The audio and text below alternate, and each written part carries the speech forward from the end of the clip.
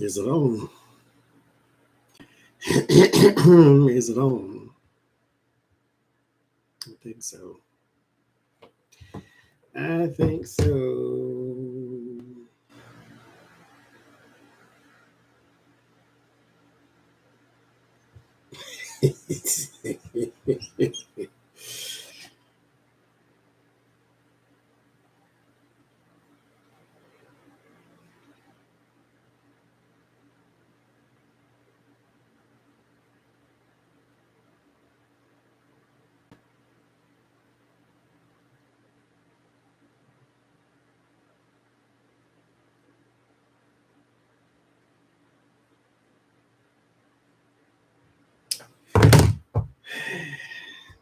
Hey, girl. Hey. How y'all doing?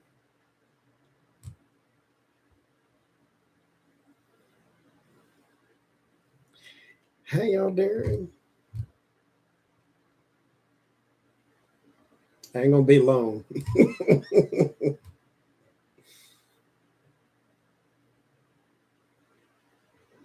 Because I ain't got a whole lot of reads to do. But Lord Jesus. I'm gonna tell y'all my adventure though that I've been having. Might be interesting to some. Might be interesting to some. But I'm gonna tell y'all in a second.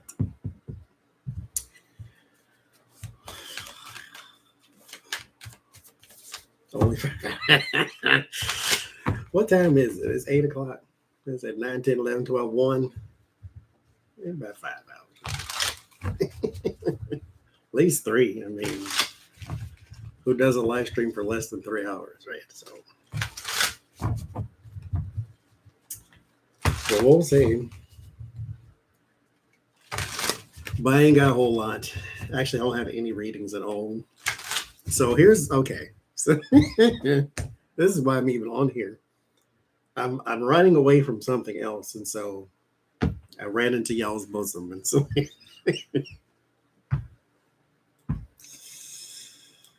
oh, Lord have mercy, hallelujah. Mm-hmm. Hallelujah. So what's been going on with me anyway?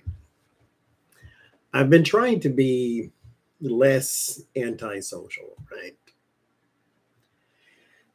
Tarot readers that I know, Jen, Adrian, Lori, Ona, Lena, right? So it's like, the ones I know type of thing. And there's this app called Meetup. If you ever heard of it, it's Meetup, Meetup, Meetup. So I joined the Meetup app, and it's an app to find people in your area interested in what you're interested in, whatever it is, salsa dancing, dog walking, whatever you're interested in that you want to find locals or just anybody online in the age of COVID that is interested in what you're interested in, it'll find you some people. So I have done reading after reading after reading after reading. I hear it. I know. Thank you very much. I've done reading after reading, right? Exhausted it. Yes, Lucky girl. Here's story time is starting right now. Here's okay. From the beginning, I said what I want to do is I want to go, and I don't live in Portland, Oregon. And so I want to do the meetup thing. I want to go, somebody's holding a tarot talk or some sort of conference on tarot. I want to go to it. I want to take part. As I always say, remain teachable. You don't ever know everything. And so I want to know other people's point of views and other people's blah, blah, blah. And so I joined the meetup, right? And I typed in many things like metaphysical and psychic and all that stuff. And I did reading after reading after reading, and I said, should I do it? And will I like it? And so forth and so forth. Ten of Swords, Ten of Swords, Ten of Swords, Ten of Swords, literally every single reading. I shuffled and shuffled and shuffled, and you know how I pick it to random, Ten of Swords every time. And I'm like, okay, what is this about? It can't be that bad. And it wasn't, but it can't be that bad. And it's like, okay, Ten of Swords, you also need to die to yourself, is basically what it was saying to me. Stop expecting a certain thing, get out of your comfort zone, be willing to take in other opinions, and so forth and so forth. I'm like, okay, trial and error is what the readings were basically saying. Two is you're not going to land on the first group and be like, this is it. But at the same time, it did tell me you are not going to like this.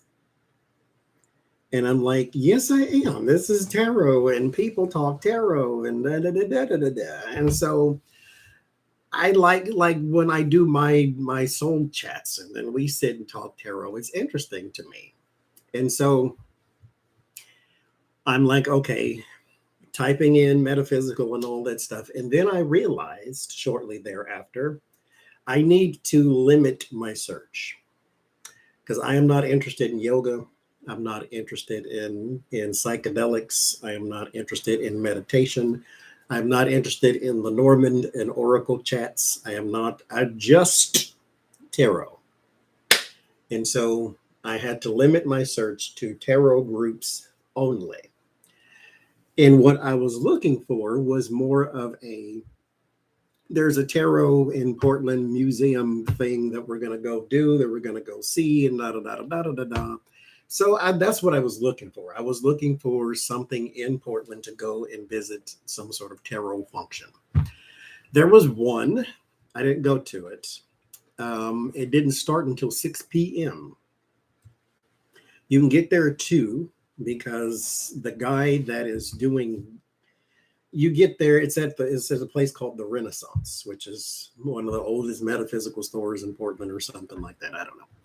And you get there and they do readings and whatever, Reiki, or they do a whole bunch of stuff there. And when he's done with his shift, he does like a little talk at the end, and that starts at 6 because he reads from 2 to 6.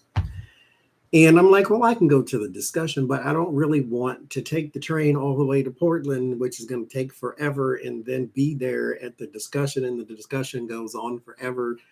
And then I have to get back on the train at 8 o'clock at night just to come. No.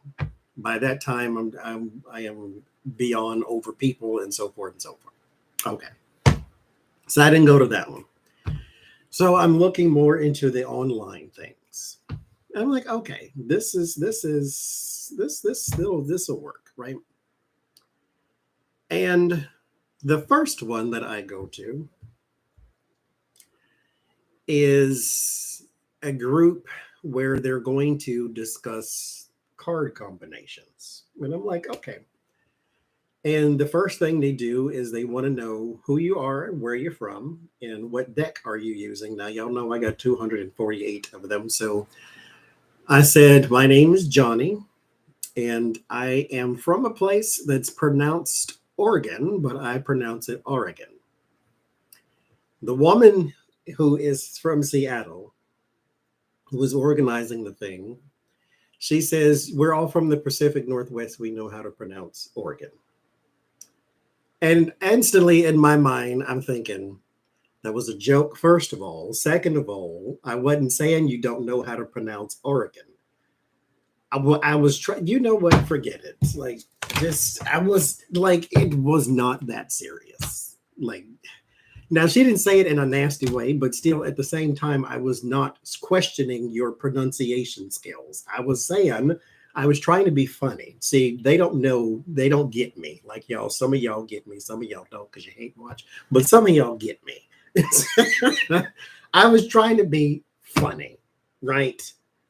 I said, I'm from a place called Oregon and pronounced Oregon, and I pronounce it Oregon. And then she said, we know how to pronounce Oregon. And then I said, okay. And I moved on to, they move on to the next person. And I'm thinking to myself, okay, they don't get me. So let me just sit here and shut up mode. And I ain't going to say this is not my group anyway. Mind you, I am doing this to participate in something other than just my little circle on YouTube. So let me just sit and hush. I'm going to sit in the silence cone of hush. Thank you, Kathy. Now, mind you, these groups are not just tarot groups. Their participation required tarot group, or not required, suggested. So what happened was, I've been reading tarot cards for like 15 years, 16 something years. I don't know everything, but I know a bunch, but not a lot. I don't know everything because I don't use everything, and I don't want to know everything. As I always say, remain teachable. That's my lesson to everybody. I don't care what walk of life you are in, remain teachable.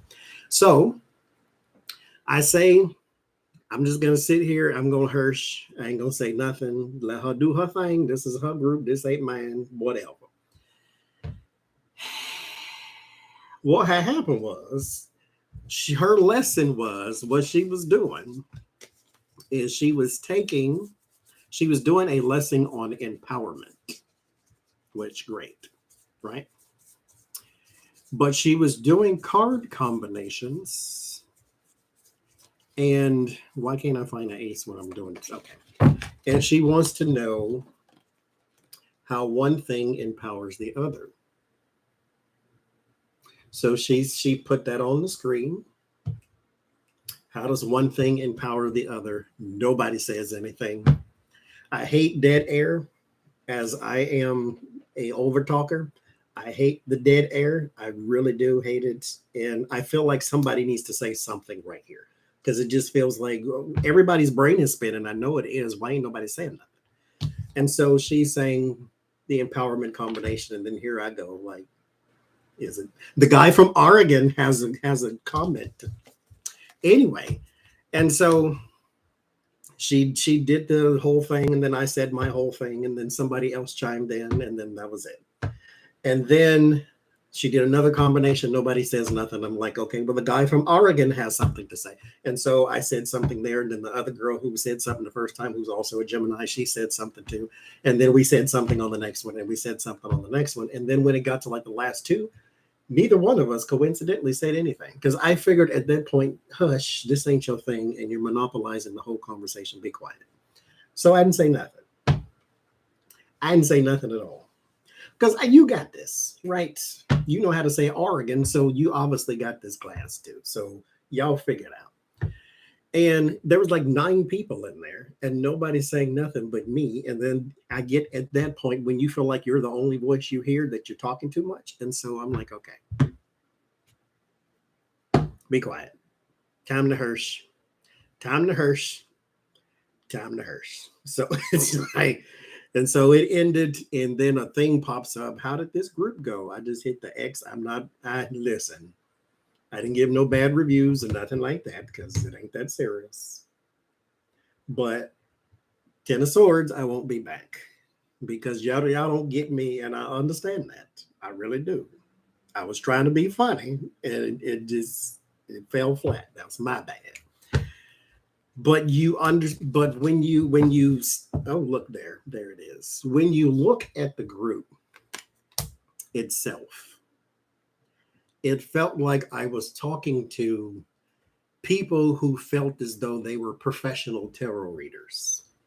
Now, professional tarot readers is not a title in the way that I use it. Professional tarot readers is a gimmick and something that people want you to be impressed with. That's what it felt like. That ain't what they said. I don't want to misconstrue. It just felt that. It felt like everybody had an air. And because they've been reading for 90 years, and this one has a shop, and then this one reads in this shop, and then this one goes to Bali to do cards for the Dalai Lama. And like, it just felt as though everybody was up here, and then I'm like in Oregon. And so I'm like, this is just not my people, I guess. It just felt a little airish. Like, why are you so high on yourself? I mean, I've been reading for a long time too. I don't know everything. I can teach people something, sure, but I can also be taught. So give me your knowledge, and I learned nothing except this ain't the place for you. It just felt very airish about them, like they have been reading forever and so forth and so forth. Now, mind you, I'm the only one in the class saying anything. And so at that point, I feel like, be quiet, let somebody else talk. The second group was different. It was different because we started with the intention of talking tarot. Then there was one lady in there. She has a YouTube channel somewhere. She didn't say what it was. But she started talking about the different decks that she had. And then, because that's what we were talking about too. And then she started pulling some out and then showing all the ones she had. And then the host, she had 62. And then this lady had 54. And I'm thinking, what number am I going to say? Anyway, and so they were talking decks. And then the lady who was talking about her decks, she went off into talking about her 12 suicide attempts, her boyfriend, who is her twin flame, that she feels as though they're very toxic with each other, but they love each other, and then they repel each other, and he does cocaine, and she dabbled in it sometimes too, and then sometimes had a bit of a drinking problem, and she is meant to be, because she said, God, let me die, and she said, let me go be somebody's guardian angel. And he won't let her die because, she tried to kill herself 12 times and it didn't work. And then she's on Earth and she's a caretaker. And I'm like, okay. And so and then somebody else in the class was like, well, you're the guardian angel for somebody else and you're here on Earth to help these people. And And though, so she was talking about that. And then another lady in the class, she then starts, crying is no, like this is crying. And then this is where she started bawling her whole face off. And because she was touched by the story, and then, the whole suicide attempts and all that sort of got to her and all that. And so, and then we're sitting there, we're chatting. We said nothing about tarot at all. And then I'm sitting there and I'm thinking, I go from the place where everybody had an air about them, and then I go to the place where these are just real people talking about real things, not tarot necessarily. And they're just chatting. And I'm like, I can sit in here. I ain't really got nothing to add to none of this. I talk a lot, but I observe a lot too. So let me just sit and observe. But they were more real people than this other group was. And so this one was kind of a success. I actually talked to one of them today via the Zoom or StreamYard, and that one worked out a lot better. We talked very, very little tarot though. The third group, again, remember that 10 of Swords from the beginning. The third group, it was a man. He was an older man, very nice, very sweet. He's from Canada. Everybody there was from Canada except me and one other lady. She's from Portland, Oregon too. There was, I think, like 5 or 6 of us in there. Now, again, I did the reading on should I go through with these groups and all that type of stuff. And it said trial and error. Trial and error, trial and error, trial and error. You're not going to find the first one, and it's going to be the magic in it. So it's okay, fine. This one, again, is very nice, very sweet, old man.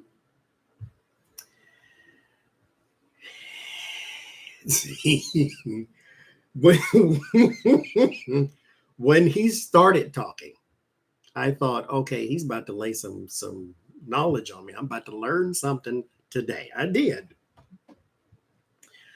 He said that the pentacles for him were not about money and physical things. Okay, unusual. And that's the kind of thing I was kind of hoping to run into, was people talking about different aspects of what they see in the tarot. The tarot is sometimes, for some people, unfortunately, too broad, but for others, it's interpretation. Arthur Waite did not invent the tarot, so therefore, everything that he says is not law. The tarot was translated by Antoine Court de Guevelin, but he didn't create the tarot. He just translated it. As far as we know, those are his translations. So who's to say he's right? So it's one of them things. Now, we have adopted his translations, and that's what we use today. But he said for him, the pentacles were not physical things and they were not money. He said they were spiritual things, because there's a very spiritual aspect to the pentagram. The pentagram, you see the star, and then on the devil is an upside down star, right, or a pentagram. The pentagram is the 5 elements: spirit, earth, water, fire, wind, or it's the 5 wounds of Christ. And then if you invert them, then it's the Antichrist. So he didn't say all that. Mind you, I just filled those blanks in. He just said it was spiritual to him because he knew a lot about religion. And so he kept working a lot of religion into the discussion, but just metaphorically. He wasn't saying be a Christian or nothing like that. He was just saying this is a metaphor for this and this is a metaphor for that. And so I'm like, okay, so he's about to really lay some knowledge in here, and I'm here for it, right? Now, whether I don't have to take his interpretations, but fine, bring it on. Let's see what you got, right? And then they did the roundtable discussion and where you're from and all that, and I made no jokes this time. Right. I made no jokes because apparently that doesn't work in these groups. I said, I am from Oregon. I did pronounce it Oregon because that's the way I do. I said, I am from Oregon and my name is Johnny. And thank you for hosting this. I am new to Meetup and thank you. I left it at that. I knew, because I'm psychic, right? I knew what he was going to do and I avoided it on purpose. He said, how long have you been reading tarot? And I knew that quite. I skipped it on purpose, mind you. Because when you say 15 years, you sound like you know a lot. Now, I always say this to people. Just because a person's been doing something for a long time does not mean they've been doing it right the whole time. And so I have not been reading cards professionally for 15 years. I just 15 years ago when I started, right? So I said, well, about 15 years. And so he said, oh, so you have a lot of insights. And I'm like, yes. So he said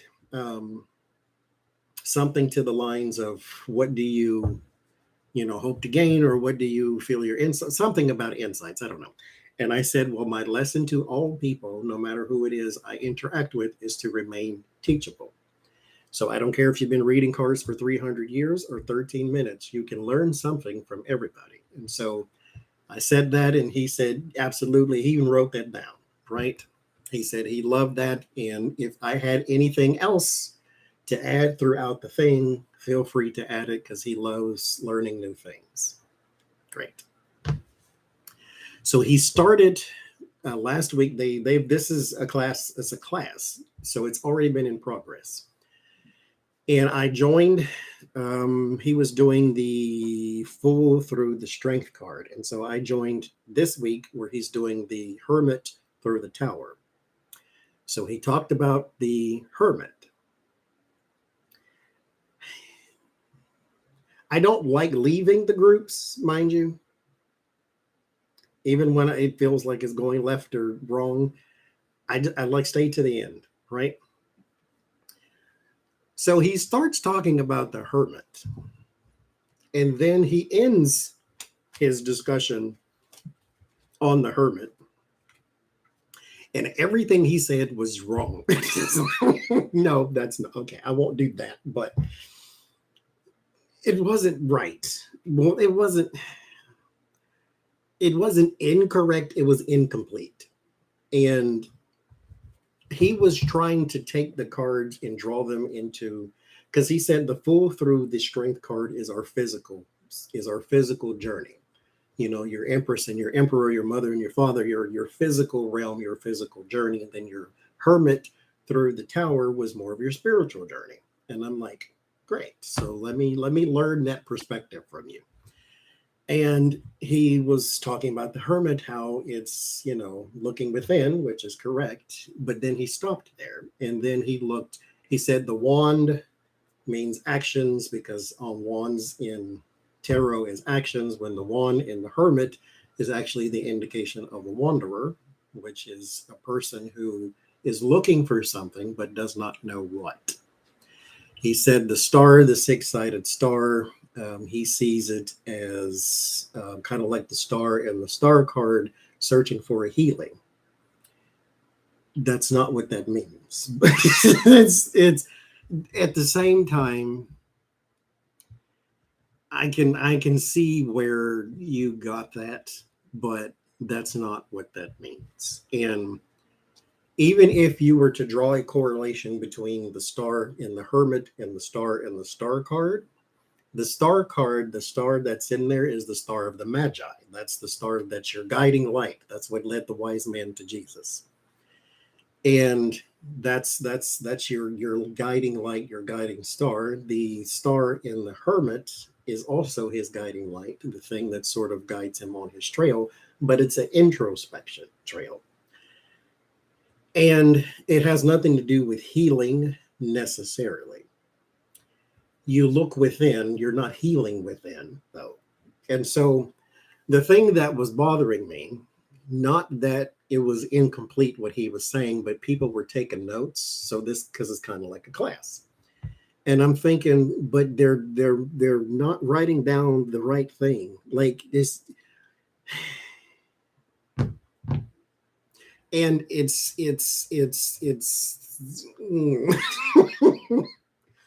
I can't say nothing. This is not my class, first of all. And I don't want to sound like I'm correcting, because again, who's to say I'm right? Maybe this is how the tarot works for you. So hush, sit in the silence, sit in the cone of hush. But it just felt like I could push it further to where they got more information. That's what I felt. As though I can break down the wand to you, I can break down the star to you, I can tell you about him standing on the mountaintop looking down and all that type of stuff. I can tell you more about that, but this ain't my stuff. I clicked your Zoom link, you didn't click mine, so let me not get in here and sound like I am correcting. That'll play in the story a little bit later.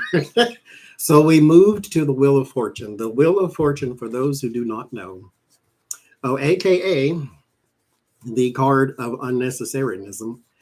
But I have a tarot class that is starting June 2nd. For those who are interested, you just email me and reserve your spot. But this card, Tarot Lesson Time, is full of stuff that is unnecessary. It means fate, destiny, time, luck, fortune.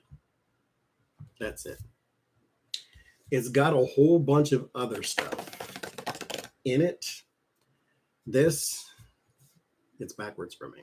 This snake is Typhoon. That's Anubis. That's the Sphinx.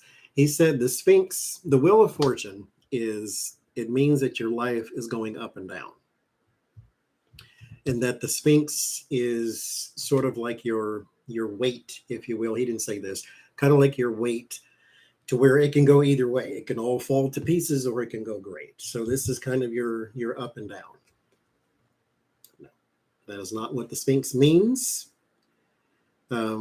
He said it was the Riddler. That is true. The Sphinx in the tarot is knowledge, for it holds the truth, the sword of truth in it. It is also sort of the peak of your life, the peak of your understanding. This is your grave, and then this is your sort of prime of life, if you will, where you find an understanding in life. He did touch on the four fixed signs are holding books, and then in the world, they're not holding books. He said because they gained knowledge from the Garden of Eden. No, but fine. Knowledge, they gained enlightenment. That's why they're not reading what all this stuff was in the inside. I blame him for not knowing that because I didn't know it all either. He said nothing about this. He started talking about Anubis and then Typhoon and then the Sphinx and then the four fixed signs. And then I came out of the cone of hush and I said, this in the inside is Ator. And I didn't say all that. I said it. The words in the inside means the will speaks the law of life. So this is the card of life. I said, and so I was trying to help. This is what I was trying to do, because he said the fool through the strength was your physical, and the hermit through the tower was your spiritual. And I said, where the wheel of fortune meets, it could join the two, to where you have your physical realm, and then your life changes with the wheel of fortune, and then you grow up to experience spiritual things. So I was trying to bridge the two. Nobody got that though. But there's a lot of symbols in there, and he said he was not comfortable with most of the symbols in these cards, or as far as explaining them. And I'm thinking to myself, then why are you doing this? Let me go teach people ovomancy when I have absolutely no idea what that is. So anyway, that's me being mean. So let me hush. So we go from that to the justice, and then he talks about the two pillars being symbols of the Garden of Eden, the two pillars or the two trees in the Garden of Eden, knowledge and life. No. But fine, whatever. This ain't my class. This ain't my group. But the problem, I'm telling you all this because, mind you, what is bothering me is not what he's saying, is that people are writing it down. And I'm thinking, no, that's not right. Don't write that down.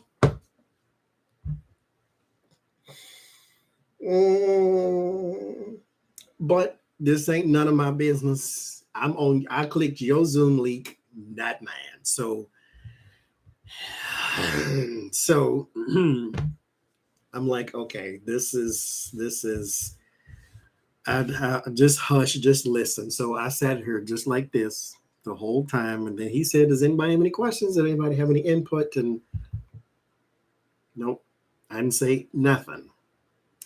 He even said, because on Zoom, all you can see, unless you change your view, all you can see is the people at the top. And then you see yourself. No, it was free, Natalie. It was free. And so what happened was he started looking for me for input. He said because he called me, it was a lady who noticed it in the class. He called me like 9 different J names, and when none of them Johnny. He said, is Joseph here? Is Joe, Johnny? I said, yes. I said, so I tried to, again, tie in what he was saying to make it fit correctly, because they already wrote it down. Ain't none of this. Again, I clicked Joe's Zoom link. You didn't click mine. So I let me hush. I got back in the cone of hush, and I sat here just like this her. I sat like this her the whole time.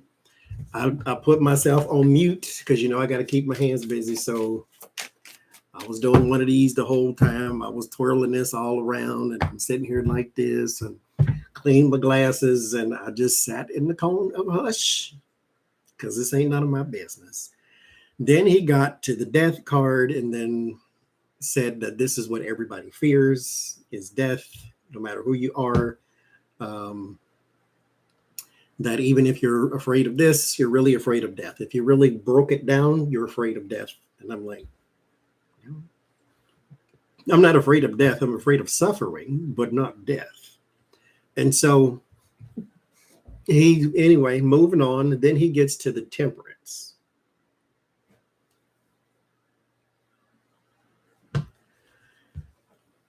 No, just all of what he said was wrong. No, let me take that back. All of what he said was his interpretation, and I wouldn't have said it. I'll say it that way. And this is why I kept, when I did the reading on should I join any of these groups, it said no, unless you die to yourself and just sit back in the cone of silence, in the cone of hush. Don't be getting all in people's business. Let him do his thing.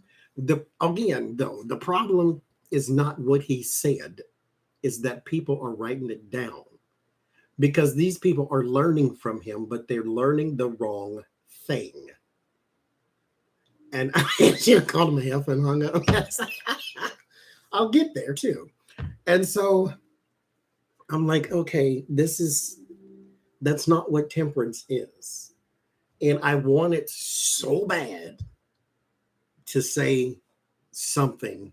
And I'm like, no. While I was in there, I did a reading, a little mini reading for myself. Should I say something? And it said, go ahead, but pick your spot. And I did not pick it well. So, so here we go.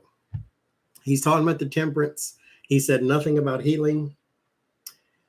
Somebody asked him about the crown, and he says what the temperance is dying to overthinking, because you have to temper yourself. And then he started talking about ironing a sword and putting it in the fire, and sort of that balance of things that is needed. Balance is a meaning of temperance. He said nothing about healing, nothing about trauma. He didn't translate. He said it's also the Garden of Eden, which it is not. Well, some people think it is, but it is not. I'm like, okay.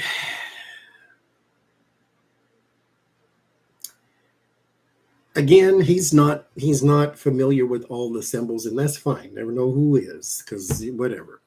But I need you to have a base understanding. And what I wanted to say is there's 2 healing cards in the major arcana, and one of them is temperance. Temperance is healing. It is sobriety. It is balance, but it is healing of the mind after trauma, after sobriety, after addiction, that type of thing. The star is a physical healing after breaks of bones, after sicknesses, those type of things.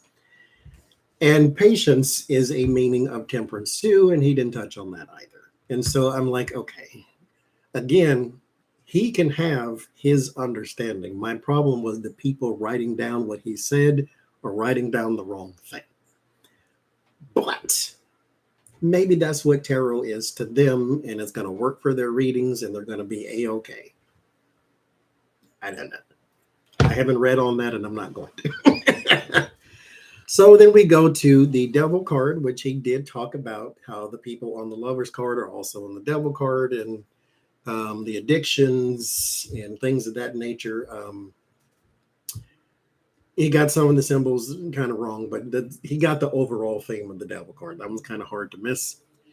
Then he talked about the tower and how the tower is, again, death to overthinking. And I'm like, where does this, why is what? Harpo, I'm confused. Who this? I don't understand. How is it death to overthinking? And again, give me your interpretation. If you saw that in there, I want to know how you saw it. But I didn't ask him anything because I was afraid that what I was about to do was undermine his group, because I do, y'all know my saying, what is my saying? Humble myself in private, or God will do it in public. So I do not approach anybody's class or situation like I know more than they do. But I felt like, I'll just say this is how I felt, so you can dismiss it because it's just based on feelings, because I don't know this to be true. I felt like I knew more than him, and this was hurting my brain. It's because It's not that he had no idea what the cards meant. I just felt as though you could do better. You could push it a little more. You could fill in a little more of the gaps and the blanks, or just be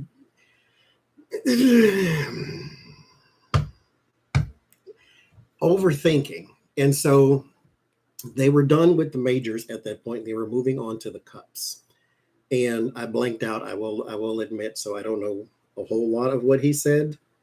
But I did chime in and say that the spiritual aspect, because he didn't provide the spiritual aspect, because we were supposed to be in the hermit to the tower in the spiritual realm. I said the spiritual aspect to the tower is ego. It's ego busting, it's ego bruising, because the tower in the tower card is modeled after the Tower of Babel, which is built to sneak into heaven to get God's secrets, so forth, so forth. Then God knocked it down because why sneak into heaven when you could have just asked me? There's your spiritual aspect. Dying to one's ego. Humble thyself in private, or God will do it in tower public, right? So we move on to the cups. And then he tells a story from the ace to the 10 and how it's about love and marriage and horse and carriage, so forth and so forth. Now, I have my own group. Now, tarot lesson time again.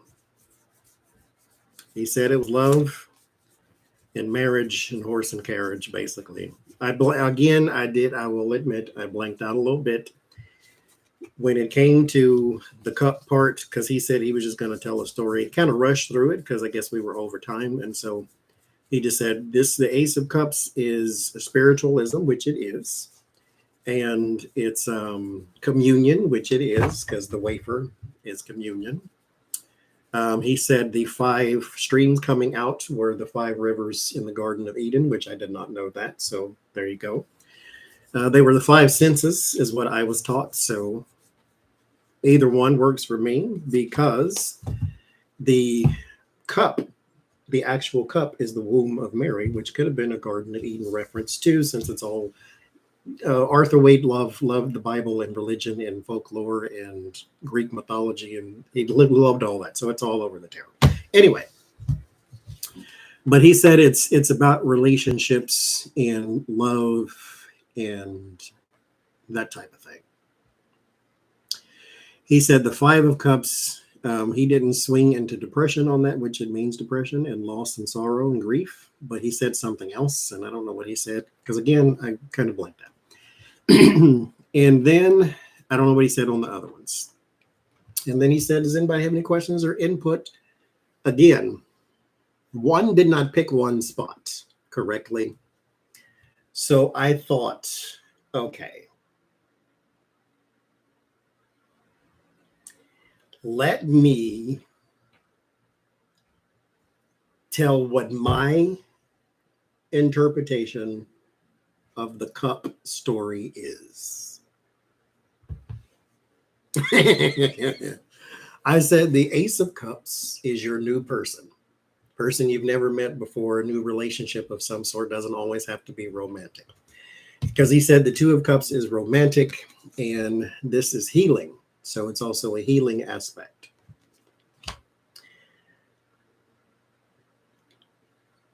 We'll come back to that. And so, hi Jen. So he said this is also a card of healing in love and romance. Here's the thing, tarot lesson time. This is a card of love and romance. This is a card of bonds and unions and cooperation, which you need in a love relationship. So you can use both for love and romance. But this by itself is not love and romance. Now, the reason being is you see this thing here. He says the caduceus, he had that right. The caduceus means healing. Technically, No, it does not. Nowadays, it does. So technically, yes, it does. Actually, no, it doesn't. The caduceus is a symbol of Hermes, Trismegistus, the god of Mercury, who causes us all that horribleness when it goes backwards or it feels like it goes backwards. This is a card of commerce and trade between two people, between you and a bookstore, between you and Walmart. If you've got something they want to buy, this is a business relationship because the caduceus is communication, because Mercury, Hermes, is the god of communication.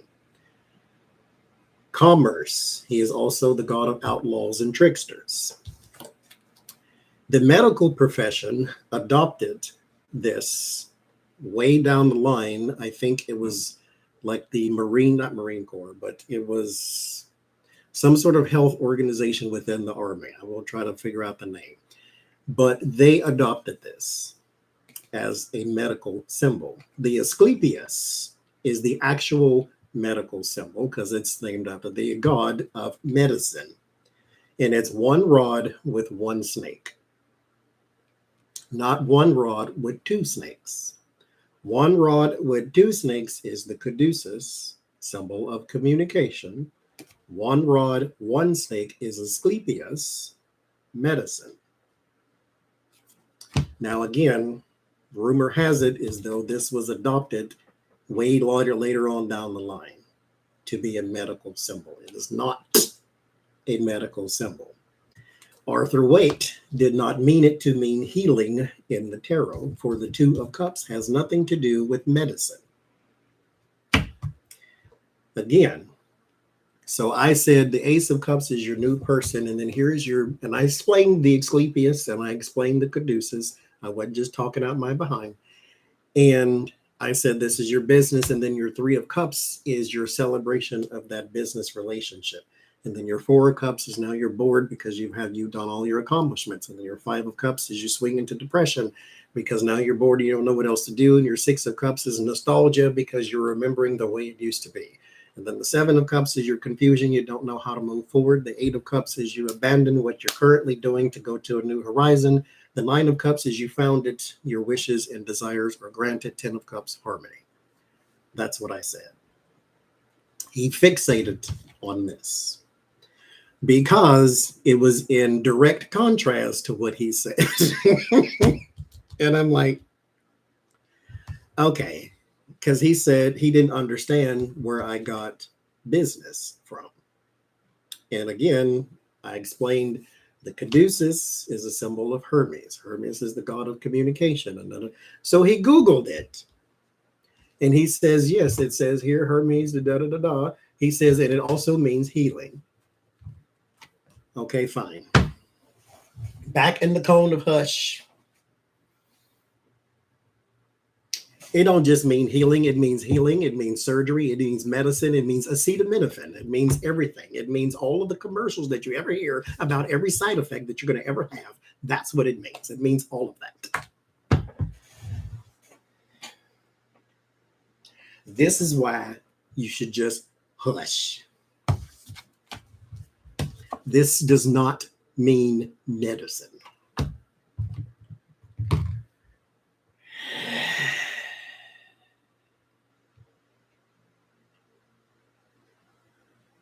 Did I explain why it doesn't mean? Did y'all understand what I just said?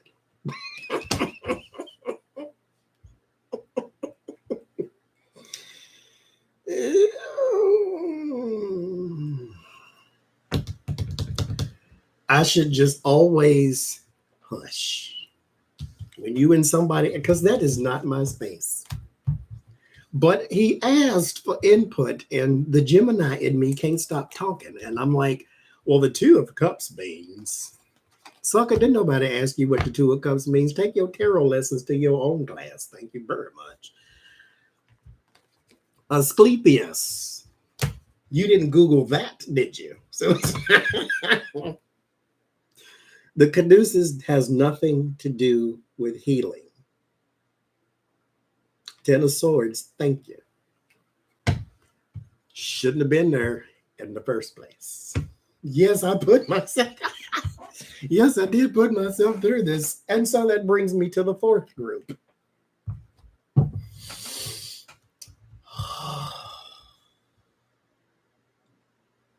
I did. Okay. So it did help. I know it helped somebody because she was talking at me and not to me in a good way, I guess. She said, because I explained the chimera, the two different parts coming together. This person also is an artist. This person is more successful. And so, two different people coming together. That's why this is a union, a bond, cooperation, or commerce. Anyway, so I explained this too. And then she got to looking at the, yes, I went to another, I'm trying to, this, anyway, I'm going back to that. She looked at the card and she says that the lion in the picture doesn't look very happy. And she was wondering if anyone in here, that's the way she said it, had any interpretations as to what that meant. And he said, I have one, but I'll let someone else go first. And I'm like, oh, you'll let someone else go first. I'm the only person in this class that has provided input. So basically, ask him is what you just said. I said, he doesn't look happy because I think that's just the way she drew it. And I left it at that.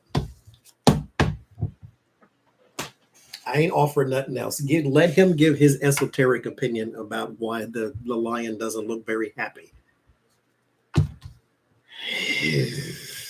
I said, I think that's just the way she drew it. Go back into the cone of hush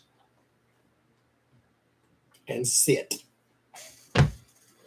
So the fourth group, which is going on actually right now. I have the Zoom link if we all want to go join. The fourth group, which is going on right now, it's supposed to be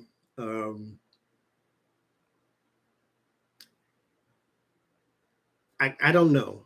They said rounds of readings. So I sat in there for like maybe 5 minutes, way too long. Because the other girl that I connected with from the second class had indigestion that I sat in on the second class. We were both in that one. And she actually texted me, where did you go? I'm here. They don't know it though. And so, because mind you, I'm Johnny from Oregon. I'm not Tarot's Apprentice from YouTube. And so the fourth class, I sat in and I had a still picture, which I can not on StreamYard, so I can't do it.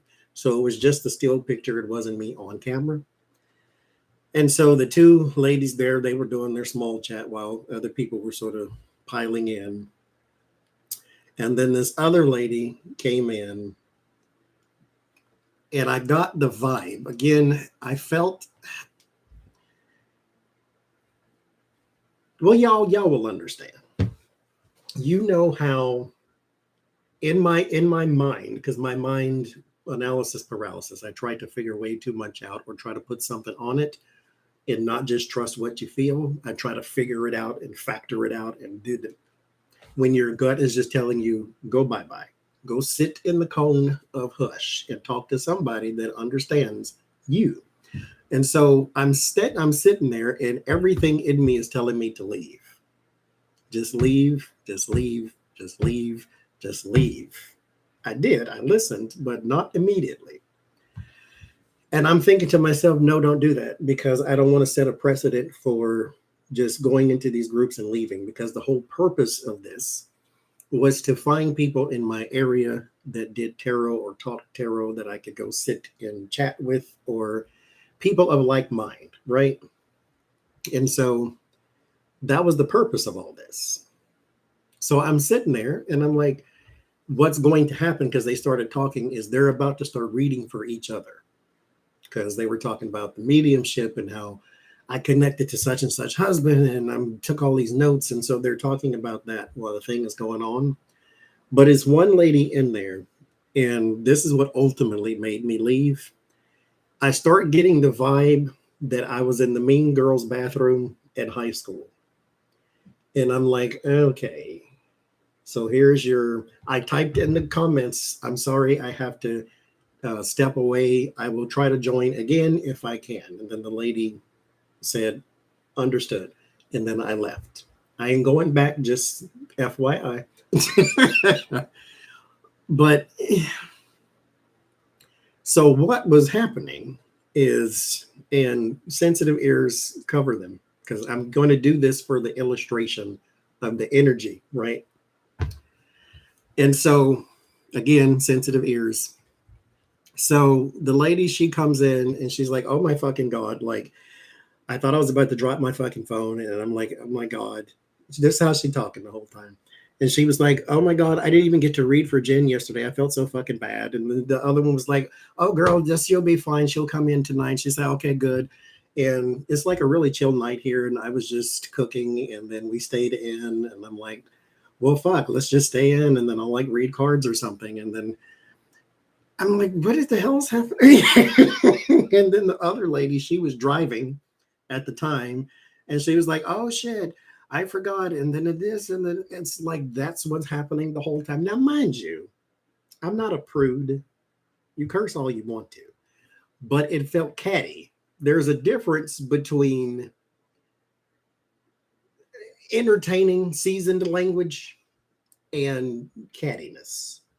And it felt catty because she felt immature to me. Again, this is to me. She felt she looked 12 in the first place, but she felt very immature.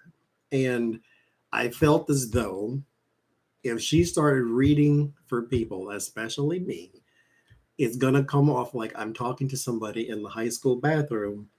And I'm like, you know what?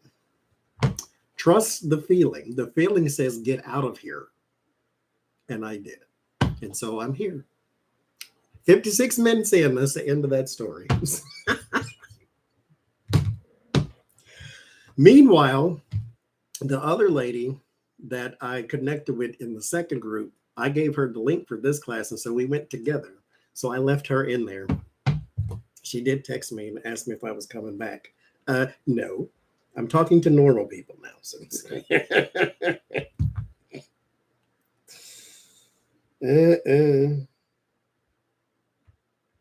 I can't. It didn't feel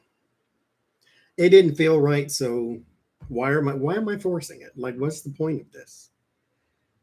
Just why? Okay.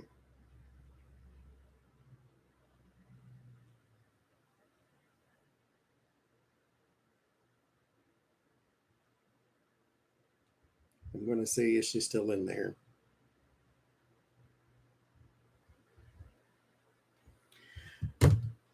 It's just why? Why am I in here? What's the point? What are you doing? Why are you trying to force it? Like when I was sitting in, Captain Two of Cups class, why are you forcing it? You're normal to me, Kathy. Just why am I trying to force it? And again, 10 of swords, 10 of swords, 10 of swords. So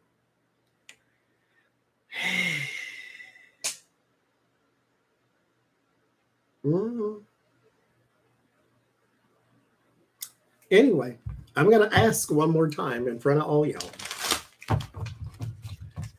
Should I continue with trying to find meetup groups?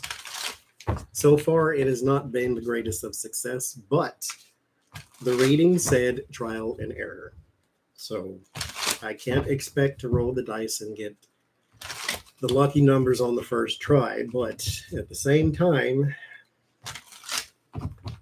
exactly, Wiki, you have to pay attention. Because what are you doing? Why are you trying to force it? Like, just leave it alone.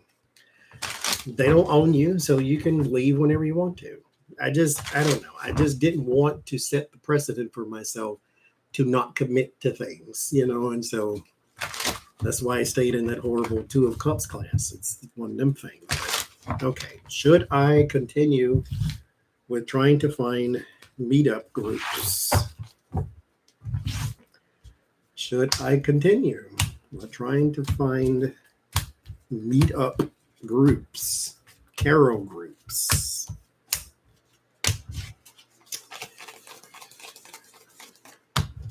Because mind you, I've only been to 4. It costs money to start your own group, and the ones that I have been doing are all been free. But if you try to start your own, you have to pay for it. So we got Knight of Pentacles. I swear if I get the 10 of Swords, I'm going to jump out the window. Okay, I did not get the 10 of Swords. So I got the Knight of Pentacles. This is your mercenary. This is also your working. Methodical, slow and steady wins the race. Have a little patience. The 10 of Wands. The 10 of Wands is a burden. It is not just a burden, but it is a warning that you could do something a little smarter, which then begs the question, what? What could I be doing better? Perspective. You tell me. If y'all know, if y'all got an insight, you give me.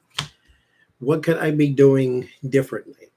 Because the 10 of Wands, you can carry them. It's still going to be heavy, but you can carry them better. You can do this differently to where it is not so heavy, where it's not a burden. Carry them one at a time. May take longer, but you can do it, so forth and so forth.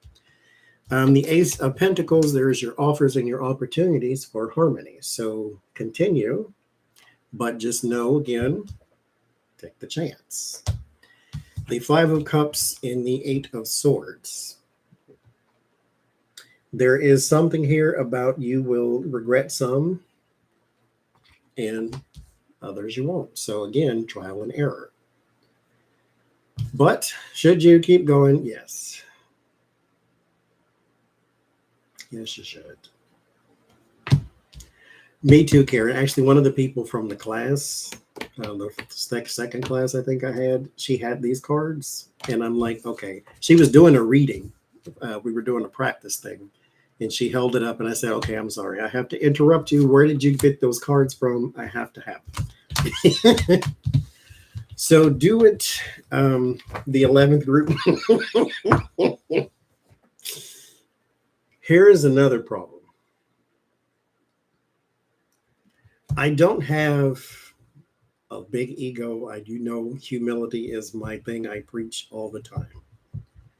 But I am having a problem with not participating. Tonight, the people who were hosting said, how's everyone doing? I said nothing. Because the last 3 times that I have said something, I felt as though I'm intruding and I shouldn't say anything. And so the 4th time, when the class with all the caddy people, and I'm like, don't say anything. Just sit here. I put the microphone on mute. I just shuffled my cards. I said, don't say anything. Just shh. Don't say anything. Just sit here.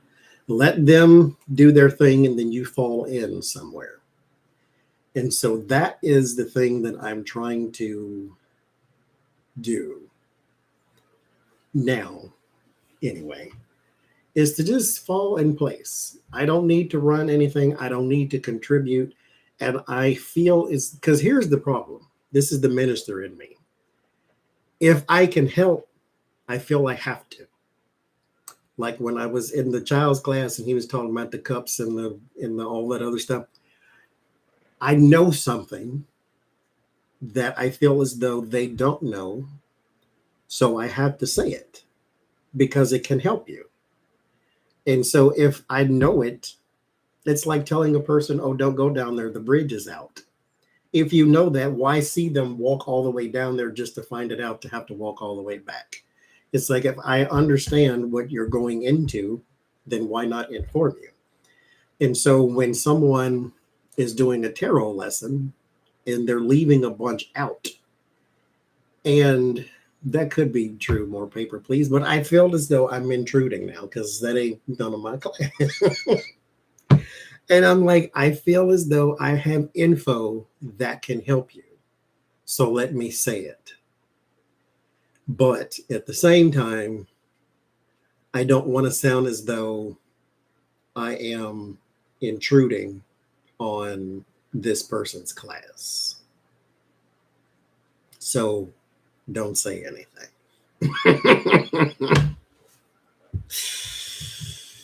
So there's that. It's yeah. See, it's here's the thing too. It's not guilt and it's not necessarily a burden either. I don't have to do none of this. This is just me. I'm trying something. This is probably all going to end in the next 2 weeks. I'm trying to meet other people that are into tarot. I don't want to learn nothing. I'm not interested in any other modality and all that stuff. Thank you, House of Lenormand. That's it. I'm trying not to step on their toes because it's their business. And I realize, because this, mind you, all of this, I didn't say this before, but here it is. All of this is a lesson for me.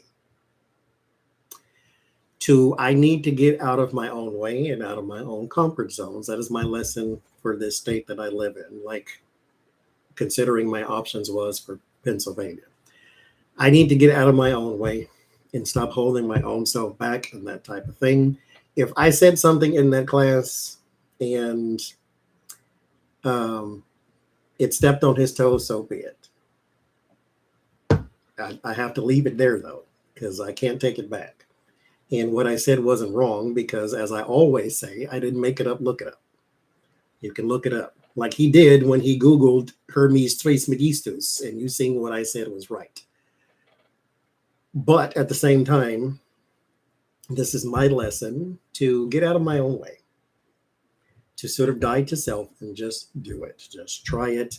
This group, try that group, try this group. You can leave. If you don't like it, leave. Go to the next one.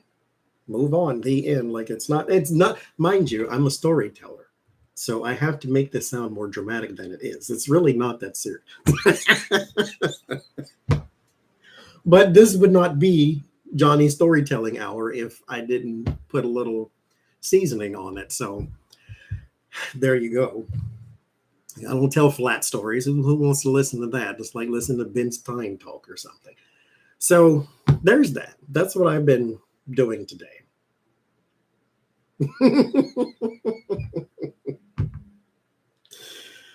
So there's that.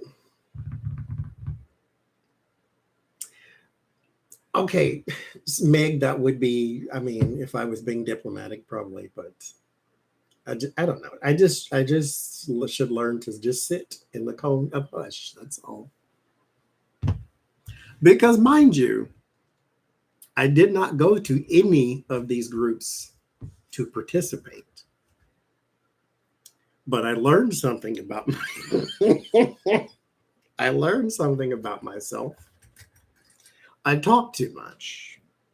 And so it's hard not to participate. When you ask me a question when you ask a question and I feel like I know the answer. I can't help but say, I know. It's the Gemini. We're curious that way and we hold and retain a lot of information. And so it's hard for me not to say something. And I need to learn that too, to just observe. But God, dead air bothers me so much.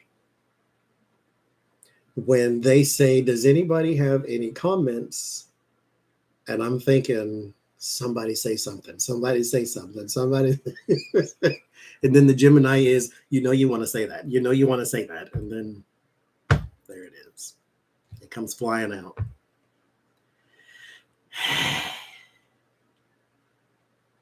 I try to be authentic, yes. I mean, life is. I gotta be fake for you, Five. Like I don't know, y'all. I can only be me, and the different Gemini sides, but I can only be me. Yes, Charlene, I do, and that's my problem. I need to learn, and I did kind of master that a teensy bit when he was doing his class. He went through a bunch of the cards and I said nothing. And I was, you do not know, well, you do know because I'm explaining it to you, how hard that was to not say something. When you start talking about the overthinking and the temperance card, I'm like, no, that's not what that means, because they just writing it down. That's one lady, she's writing down every word he said, looked like shorthand or something. Like she, and I'm thinking, don't write that down. Don't, that's not right. Don't write that down. I mean, just, and then I had to open my mouth about Hermes, and then he got to Google it and so forth and so forth. Anyway, that's my life for the past 2 days then.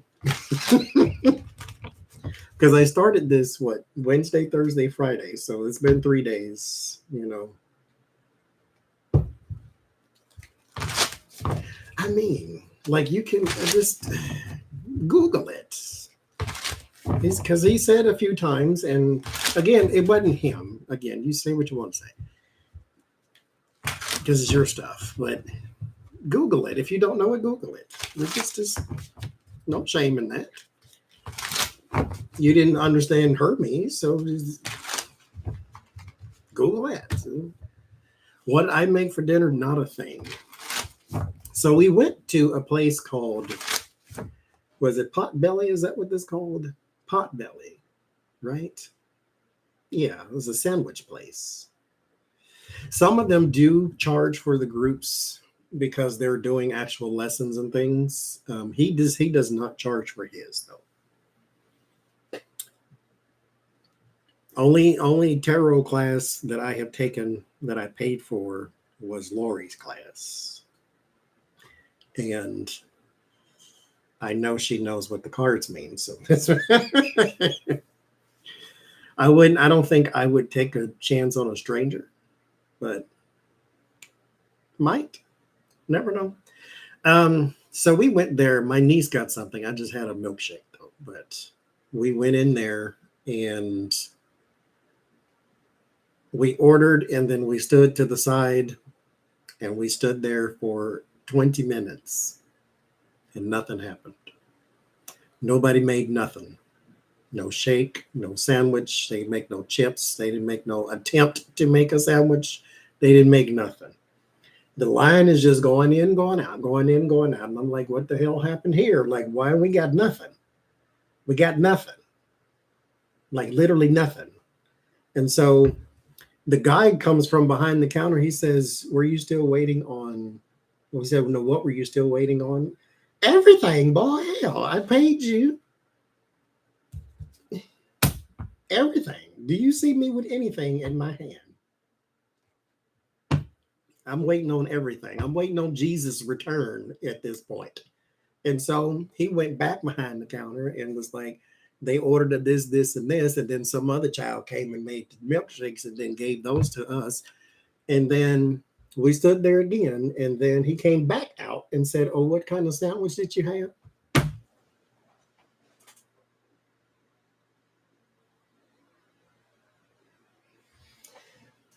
What kind of, did you ask me what kind of sandwich I had? Well, I just told you 5 minutes ago. Not to mention 20 minutes ago, I ordered it from you. Okay. This is what kind we had ordered, please, and thank you. So he went back there again. And then what happened was, this is kind of, I guess, a little our fault too, maybe a little bit. I did not realize that it was kind of like a Subway type of thing, to where they put meat and bread and cheese and put it through the little toaster thing. And then you go to the next station. There is no station because it's all behind a wood wall. So you can't see what's back there. So I went to the child here at the window, said, this is what we want. And then I walked to the cash register to pay for it. I didn't know you had stations because, again, it's behind a big wall. And so we went to the cash register. What we were supposed to do was wait for the sandwich to come out, the toaster part, and then tell you what you want on it, and then so forth and so forth. So we stood there, and stood there and stood there. Now we know for a fact that he started making her sandwich. So more than likely, they put a bunch of crap on a sandwich and gave it to somebody else. I went and paid for it, and then we stood there like, flamingo lawns. And so it's okay. What are you waiting for? I'm waiting on you. What kind of sandwich did you order? I don't know. Whatever y'all got back there, just pick one and give it to me at this point. But it was delicious. Apparently, I didn't have one. I just had a milkshake that I had to wait 4 years and 28 minutes. 5 years and 16 minutes later, we got a milkshake and went and sat outside. And then he gave us coupons because they effed up. And so he gave us coupons after we sat there for 7 hours and 8 minutes waiting on this sandwich and these 2-ass milkshakes.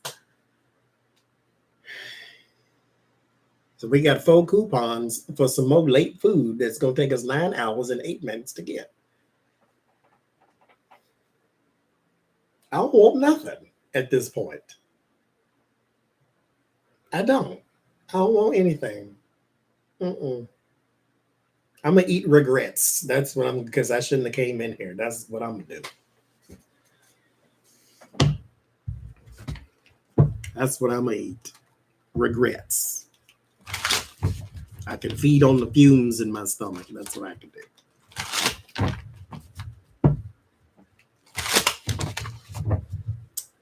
Make it make sense, Jesus. Make it make sense. So those are my stories for the day. That's why I got on here. I ain't have nothing to read on, mind you. I just thought I'd come tell y'all, uh-oh, I'm getting messages. Oh. See, you get a thing that wants you to rate the group you were just in. I can't do that. Sorry, no. I can't. Go away, please and thank you. Oh no, it was fun. It was an experience. Nothing bad happened today or yesterday. Again, I am dramatic. I have to make it sound more dramatic than it is. Do I have any plans for May 24th? I want to go to the city. Exactly, Jules. Please rate this group from 1 to 10. No. I rated no. I'm not participating. Thank you. It's the lesson I learned today. May 24th is my birthday, BURF day. And I think I am going to go to the city. I think. But I don't know that for sure. But if I do, I'll take my phone and we'll do like a little pop-up or something there too. I don't know. Because when I wake up on days that I have for free, there is this wrestle with motivation that happens. Laziness wins all the time. So we'll see. We will see.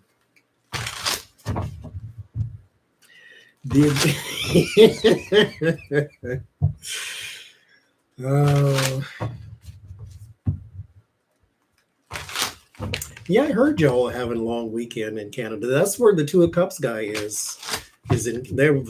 I think one person was in Halifax. The other person was in Toronto. Everybody was from Canada except one other person who was also in Oregon.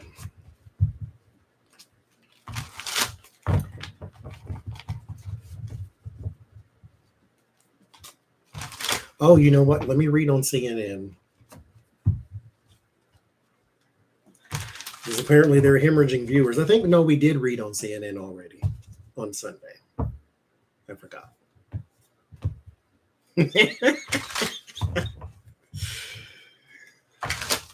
The lady, that was the second group. No, that was the first group. And I didn't give up.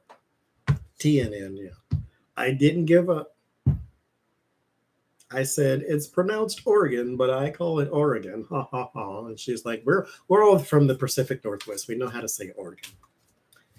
Well, forget you too, Dan. Like, damn, you could have smiled or something. That was a joke, for God's sakes. Check like I called her stupid. Like, mind you, at that point, see, here's the problem too. At that point, nobody said the word Oregon, so I'm not correcting anybody. I was correcting myself, but yeah. Don't be funny in this group, sir. You're not funny. You're not funny. Go on, get. And she was different. I mean, that was my lesson. Like Bill Inval, there's your sign. That was my lesson. Don't do jokes.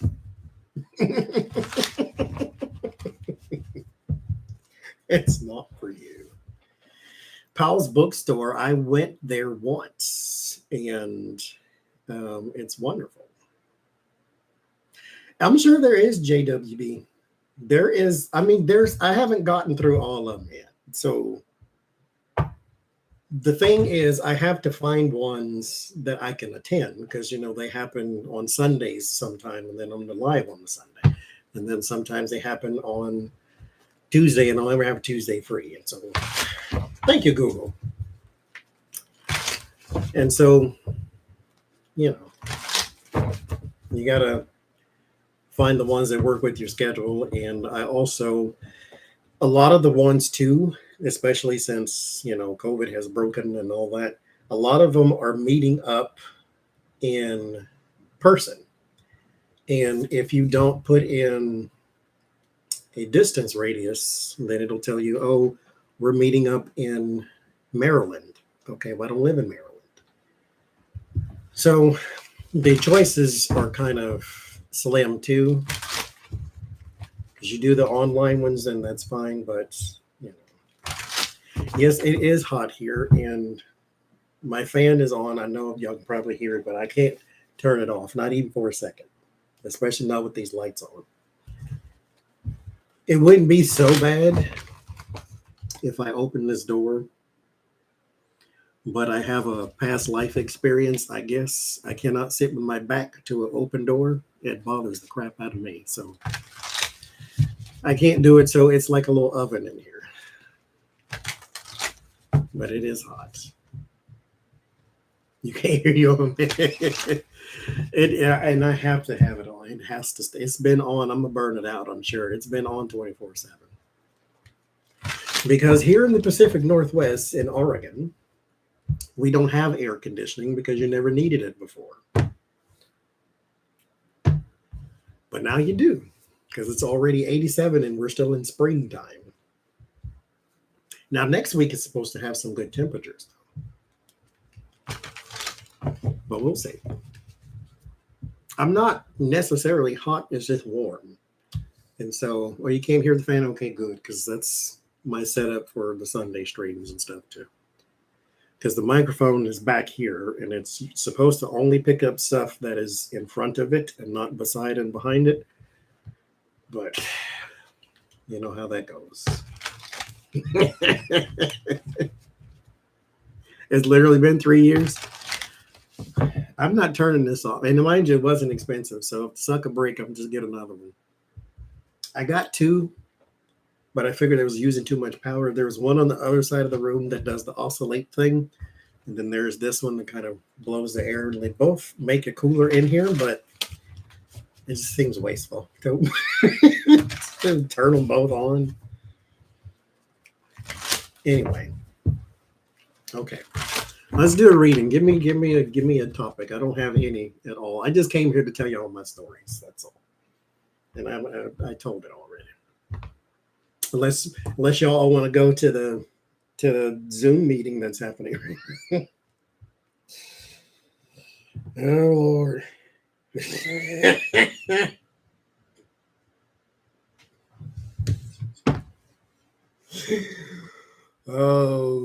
videos. Yes, indeed. That's what I do hate, is when I have to turn it off to clean it. Ugh.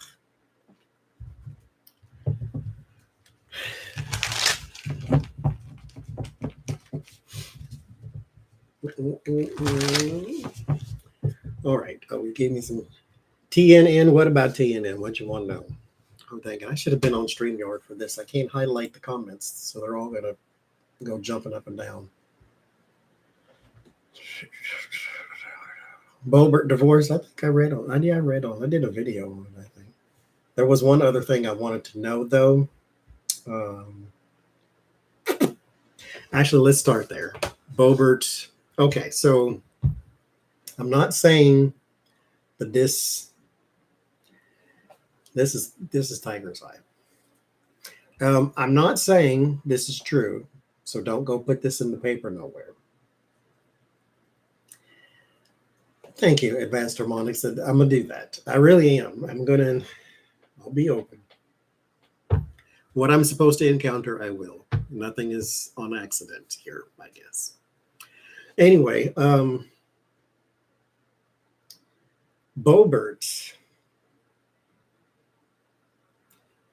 I got a feeling like this again, this is not true. I just got the sense that there may be an affair happening too, not necessarily an affair because they're divorcing, but there's a third person in their relationship.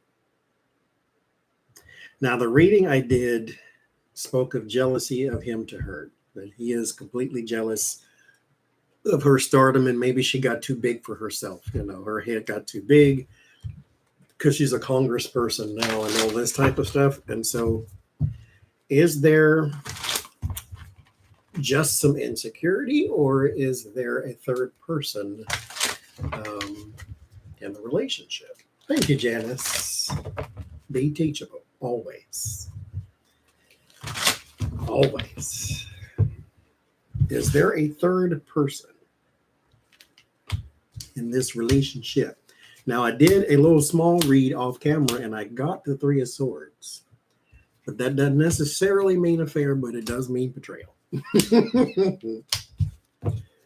2, 3, 4, 5, 6, 7, 8, 9. Is there a third person in this relationship, or is it just jealousy?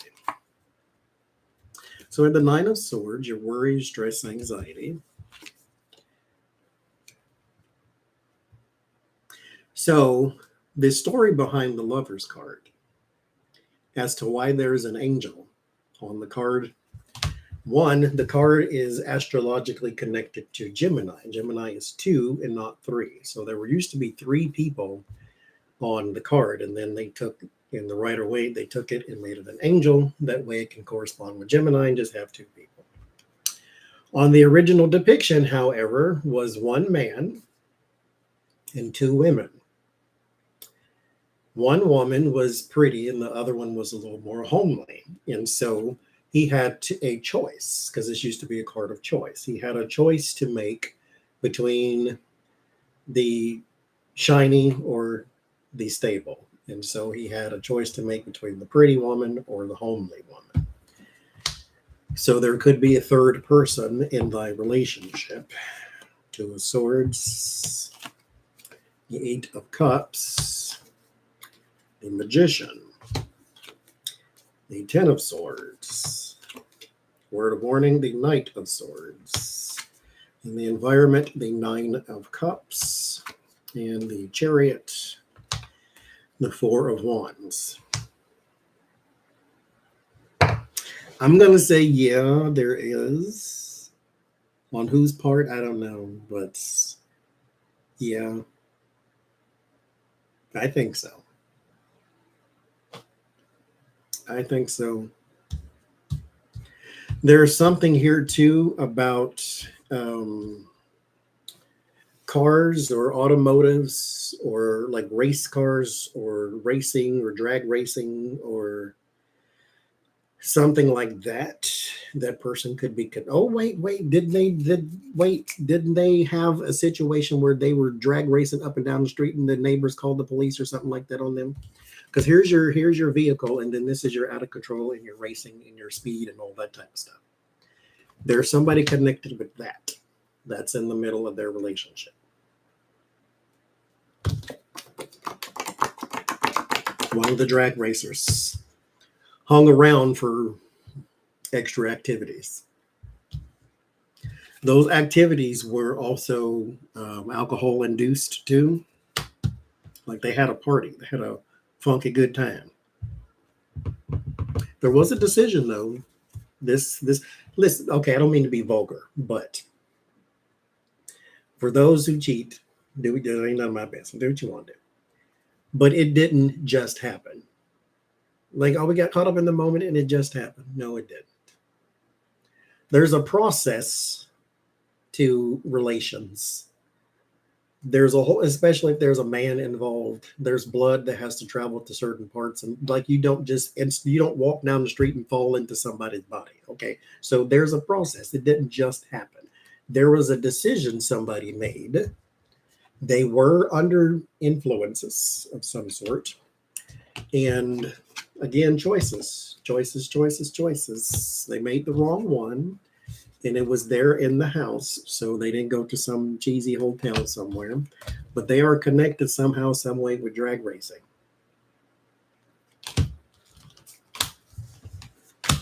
And there's a store. Maybe it's the restaurant. This is also a food cart. I heard store, but maybe that's it. Maybe it's the, why am I doing this? My magical fingers. There's a store, some sort of store. They're connected with that too. So maybe it's Bowbird and then the drag racer. Because the restaurant is both of theirs, isn't it? It's more hers than his, but it's both of theirs. But there's a store too. There too. Which could have been the restaurant. Or it could be a store. If that person works in a store. Or like an AutoZone or something too. Well, there you go. Okay. Jamie Foxx. What is going on with Jamie Foxx? He's awake, right? But he's not out of the hospital. Is he still in the hospital? Does anybody know? Because here's what I understand about the situation. Is just one day we get a story that he's basically unresponsive, but he's in the hospital. And nobody knows what, nobody knows why. I don't even know where he was last seen, if there's drugs and alcohol, if there was just a medical condition. Like, I've heard nothing. But that's probably a good thing. Let's see what we can say. What happened to Jamie Foxx, or what's happening with Jamie Foxx? What can you tell me? Jamie Foxx. Will he be okay? Well, that's another question. What happened? Okay, let's plan out. Good Lord. Knight of Pentacles. Okay. What happened to Jamie Foxx? Is he supposed to be out? Okay. Well, that's good. What happened to Jamie Foxx?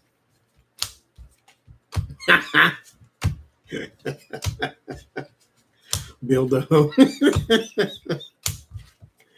Oh, yeah. Okay.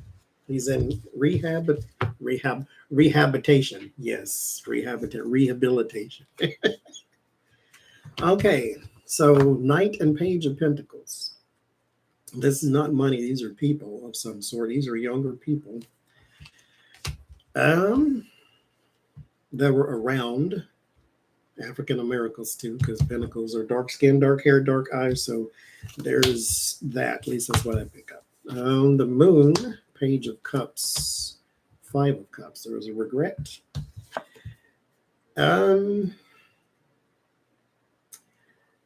If you ask me,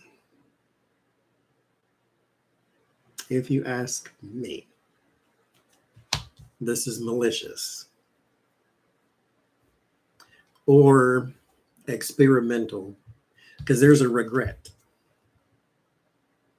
Because he's not dead, so it's not a loss or grief. But the Moon hides things, and it hides it on purpose. because it's trying to cover up. The moon is treachery. The moon is more than secret. It's a partial answer to it's. So if you get an answer in this case, look deeper than what they told you. Because the moon gives you the surface and you think, oh, there it is. No, what's under here is the real answer. And so here, somebody regrets something they did or tried. It's kind of like a scenario where let's give Jamie this and see if he'll drink it. There's really this, and this in it and see what happens. And then they're like, oh, crap, I didn't know that would happen. It's kind of one of them type of things. Somebody regrets it, though. There could have been something material that was slipped in like a food or something like that. The 10 of Pentacles, he knows this person, though. So whoever these people are, he knows them. They're part of his either his heritage, family tree, or he considers them family because he's known them a while. But he was given something. If you ask me, he was given something.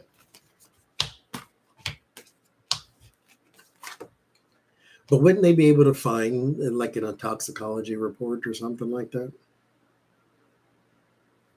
I don't see, because you know what I don't see?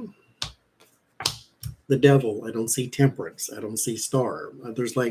There's no indication of getting over something or some sort of unhealthy attachment. Not to say he didn't have an addiction, but I don't see that here. And if we hear stories, again, I'm not trying to be the conspiracy theorist, but if we hear stories in the next 2 weeks about he's on a bunch of drugs, I would question it personally because I don't see it here.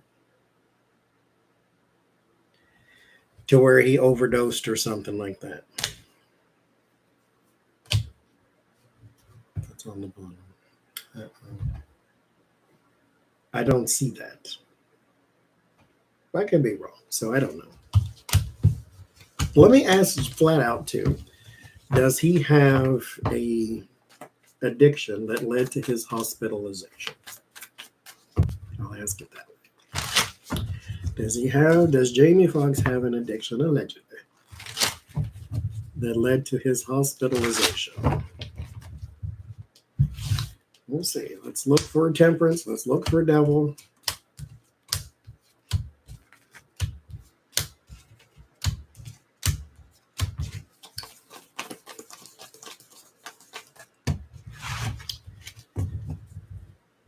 Devil there. Okay. 3 of Cups could be parties, celebrations, that type of thing. Celebrating with friends, though. 9 of Swords. Stress, anxiety. 3 of Pentacles. Again, collaborative effort. So this could have been partying. I think. Well, let me keep going. Page of Wands. 7 of Cups. Confusion around. Okay, let me just lay it all out. The Empress, Death card, King of Wands, Justice, and Emperor. No death, no devil, no temperance. If I would say a fatal flaw here would be you have too many people around you just for the sake of having fun, and you don't have trusted people. Worry, stress, anxiety. There's too many people around. Way too many. Every crowd is not a group, and every group is not your friend. So there's way too many people here around you, and I understand why, because rich people attract other people. And so something is too many people around. Rehab for a stroke. Something's wrong there in the company you keep, if you ask me, but that's just me. Could be wrong. Okay. Go all the way back up here. How?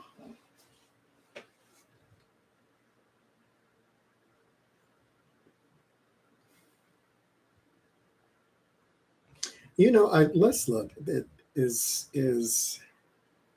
CNN because it's owned by a right-wing person, and he's Is it going to turn more right wing? It seems like it already is with Donald Trump's little parade. But is it going to be more right leaning?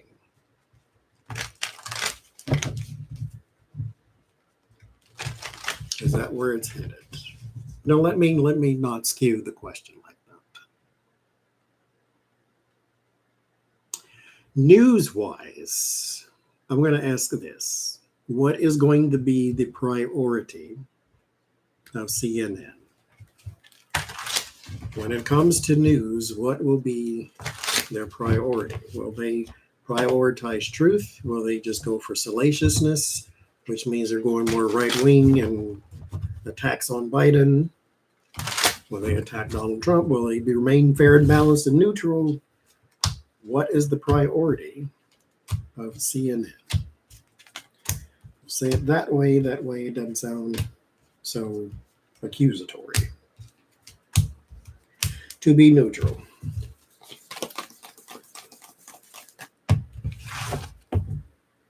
Four of Wands. King of Wands and Five of Swords. The King of Wands for me shows up for new leadership sometimes. Five of Swords is dishonor and defeat, win at all costs type thing. Also taking advantage when an advantage is given.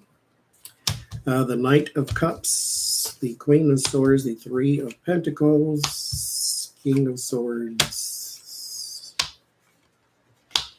So here's what here's why I think. I could be wrong.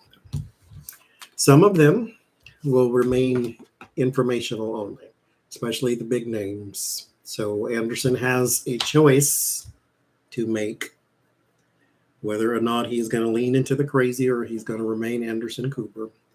But here, this is data, information, not feelings, not your own personal interpretations, not just talking heads on TV. Here's the info as it stands. This is puff pieces. The Knight of Cups is just image. It has no substance whatsoever. Three of Pentacles means they have some new people coming in that are going to do just this thing. So they have some people that are coming into CNN, some new anchors, if you will, to just do garbage pieces. Because the dishonor is right in the middle of these two cards. So it's going to be, now I don't have Biden, so I can't say they're going to attack Biden, but I mean, whatever. This is going to be just image sake and for clicks and likes and views and that type of thing. So it'll be a mixed bag. It won't be down the line though, or down the middle, if you will. You'll like some people and hate some others, maybe. Okay, well, whatever.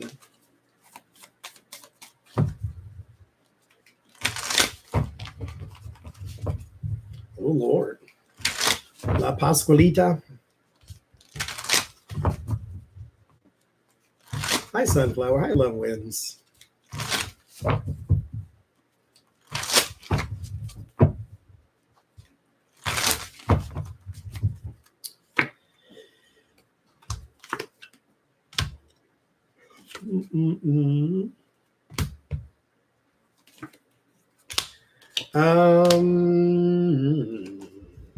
Jules, no, but the moon says ask a different question because there's something else there. There is death in the family though. So, but ask a different question. Like there's, maybe that's not it, but there is, in this, it's a breadcrumb. Maybe we're not too far off though, to where that's not,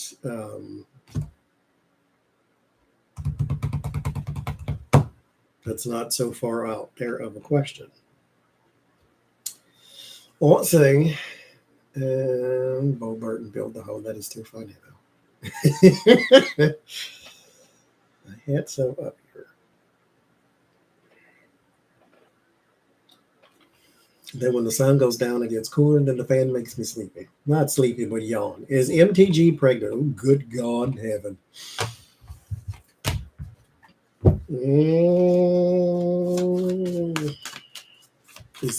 How old is she?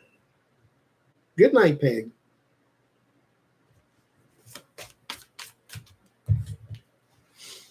Phone talkie thing. How old is Marjorie Taylor Greene? Oh, 48? Here are the top search results. 1974. Okay. May 27. That half was born in May too. Okay. I mean, okay.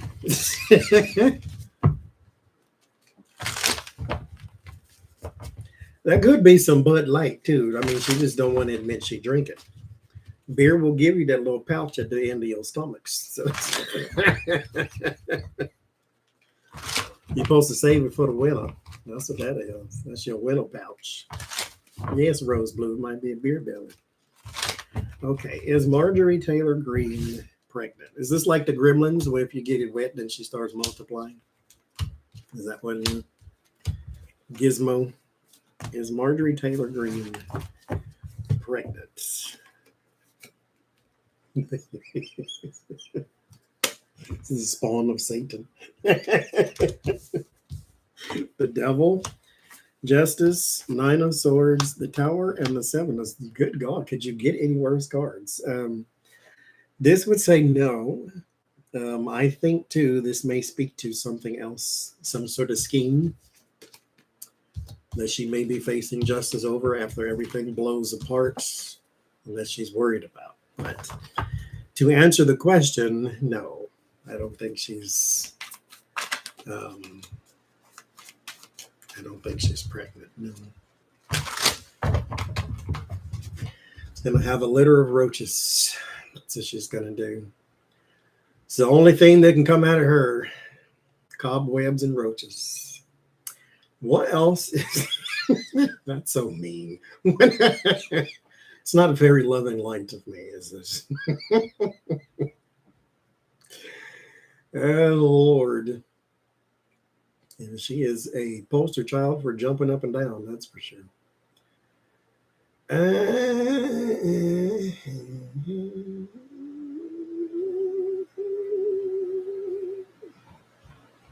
Oh, wait. I don't like roaches. I'm okay with that insult.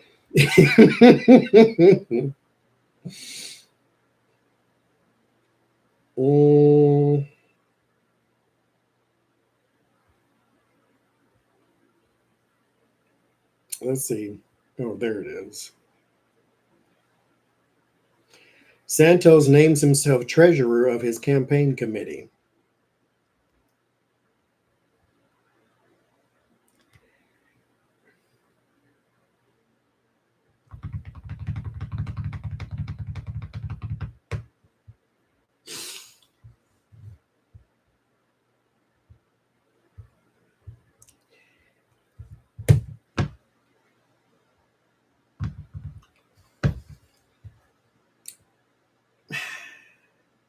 Do you?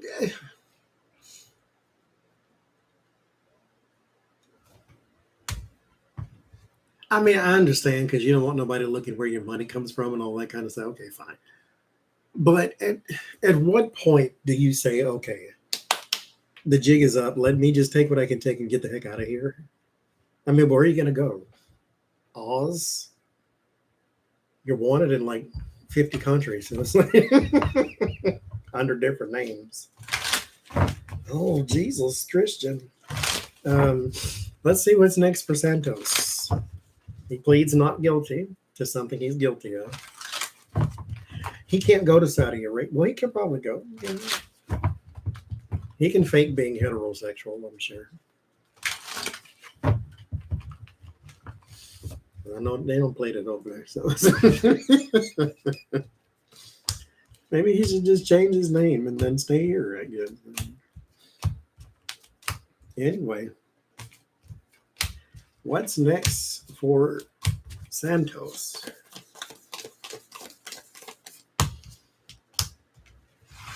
What a maroon. Anywhere but here. I hear you. The King of Wands. That's not him. He comes up as King of Cups. So some man there. That's an investigator. This is an officer. Investigators are more King of Swords for me because they're data people. Officers come up more action people. So this is an officer of some sort in a legal capacity. I wonder if he's going to be served with something else, or arrested would be interesting too, but I think he's going to be served with something else. Yeah. Page of Pentacles is the card I get for people who have mail coming to their house. And it's not nice. Page of Swords. Ace of Cups. This is new. Is he being sued by a new person? Or not? Well, could be, but this is what's coming up for him. There's a new person, at least a person we haven't heard of yet, that could be suing him. There are some papers being served, some negative news on the way about money, family money, or the Ten of Pentacles is your heritage, your inheritance, your family tree, family money, big businesses, banks, that type of thing. So if he's got problems with a bank, there's some negative information coming there. If he's stolen money from a family member, and there's that there.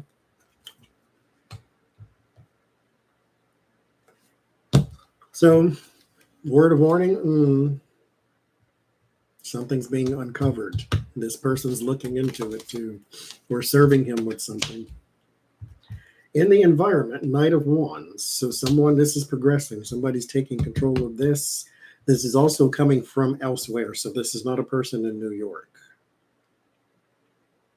They could be in New York now, but they're not from New York. This is coming from elsewhere. Four of Pentacles. I believe there was a promise to pay, probably. Six of Wands. Yeah, he's going to be the center of attention. A lot's coming out about this. This might be like a week or so. So we could be hearing about this real soon. If they don't do a Friday news dump today.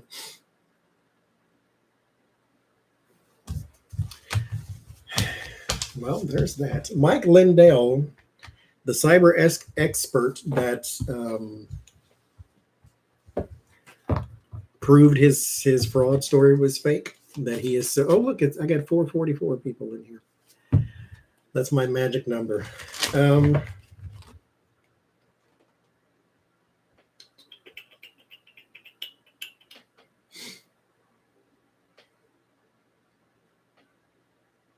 Oh, I got your, if you're still in here, Janice, I'll say it now. The tarot class starts June the 2nd, and it goes through, I think, July the 8th. It's Friday and Saturday. The Friday class is the same as the Saturday class. I hold both just for people who can't make one or the other. It starts at 5 p.m. Pacific time. So 6 Mountain, 7 Central, 8 Eastern, and then everywhere else in the world, you have to calculate for yourself. I'm sorry. It's $100 for 6 weeks, and we're going to cover the Rider-Waite, or I'm going to cover the Rider-Waite. You don't have to have the Rider-Waite, but that's the one that I'm going to cover in the class. And the way you pay is through PayPal, Cash App, or Venmo, but I'll send you a link when it comes to that time, because since we're not close enough, I haven't sent anything out yet, just in case life happens and I have to change the date or something. I don't want to have to send everybody their money back and all that type of stuff. I only send it out when I know concrete for sure June 2nd. But June 2nd is pretty much going to be, because I don't have the kind of life that goes up and down like that. So it's pretty much going to be June 2nd. But just for safety's sake, I don't send anything out until we get close to that time. But the classes are recorded and they are on Zoom, so you'll have to download Zoom and all that stuff. But they are recorded and they're sent to you for you to have forever and ever and ever. And there you go. Okay, Mike Lindell. The judge said he has to pay the $5 million. And so does he have it, or where is he going to get it from? Because mind you, he has been borrowing money to stay afloat, because he spent all his money trying to prove the election was a fraud. So he has to pay the $5 million. Does he have it? Where is he going to get it from? So forth and so forth and so forth. Well, thank you, Karen. I tried. Let's see. Wheel of Fortune. So fate, time, destiny, your fortune. Also, Hangman. He's going to have to beg, bum, buy, borrow, steal to pay his bills, as the song says. Your melatonin's kicking in. Good night, Rose Blue. You have to go to sleep when it kicks in. The melatonin is so easy to ignore, and it'll wear off just like that. It's not like a sleeping pill. Sleeping pills, they will knock you down if you don't lay down. Melatonin is like a suggestion. It's like, oh, I'm sleepy, but I could go run a marathon right now. At least for me. Maybe because my mind is too busy. Six of Pentacles, there's your payout. So you're going to have to pay it, but he's going to have to. This is sacrifice. This is a card of self-sacrifice, which I also wanted to tell him in the class. Jesus Christ. I'm going to let it go. He said this was Jesus hanging off the cross. It is not, but that's fine because it's still a card of sacrifice. So same story, right? But he has to self-sacrifice.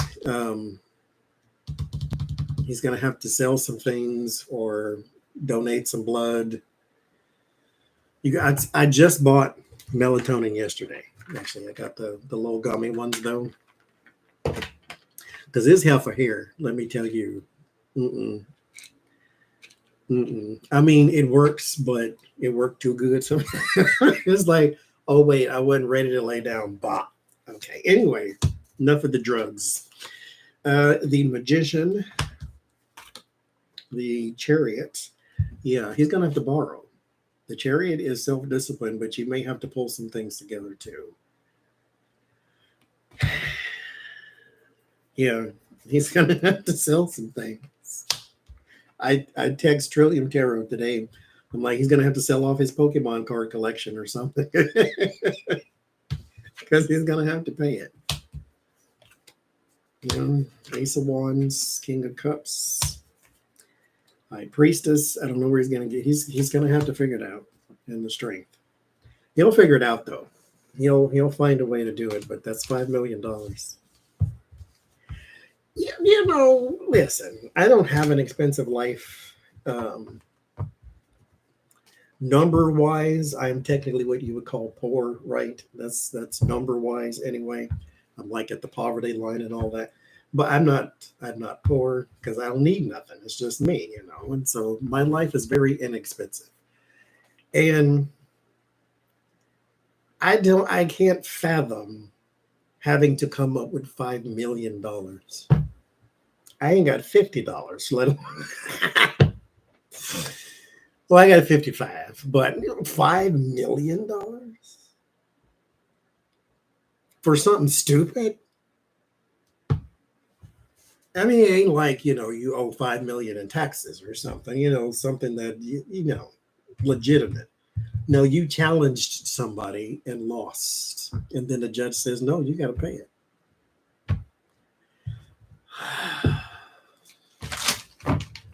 $5 million US dollars.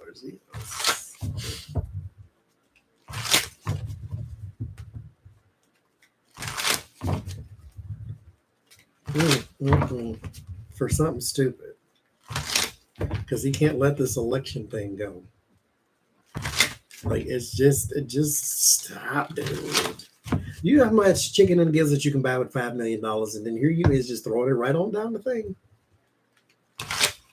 Yes, Shelby, exactly. I'm very comfortable. I got 250 tarot decks. It's like, do you really, are you hurting today? No. You only need one.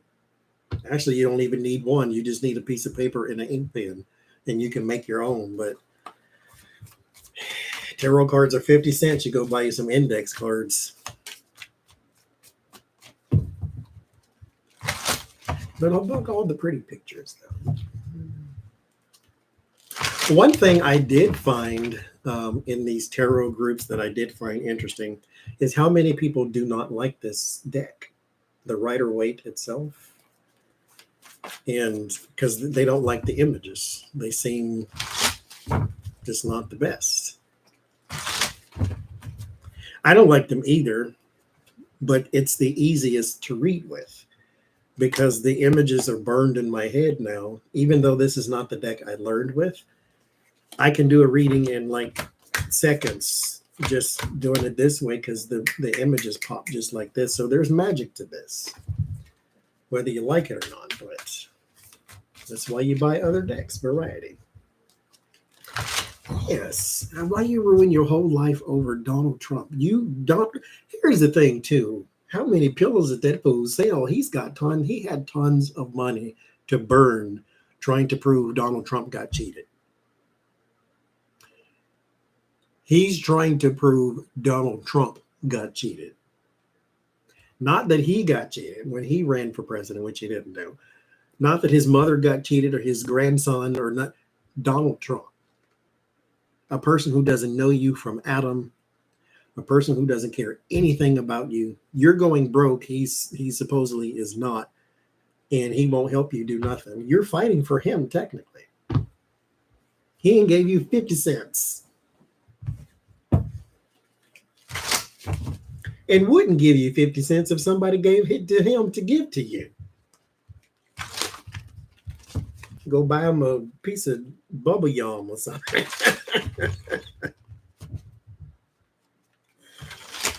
That food, Lord have mercy. Thank you, lucky girl. I'll still take it. That's one step closer. It is. 5 pennies make a nickel. 2 nickels make a dime. We get there. I don't know what in the world I'd do with $5 million. I don't even know. See, that's I'm gonna ask for grins and giggles. Okay. If he just for grins and giggles here. If he asked Donald Trump for $5 million loan, not gift, loan, would he give it to him? What would he say? Bye, Felicia? Is that what he would say?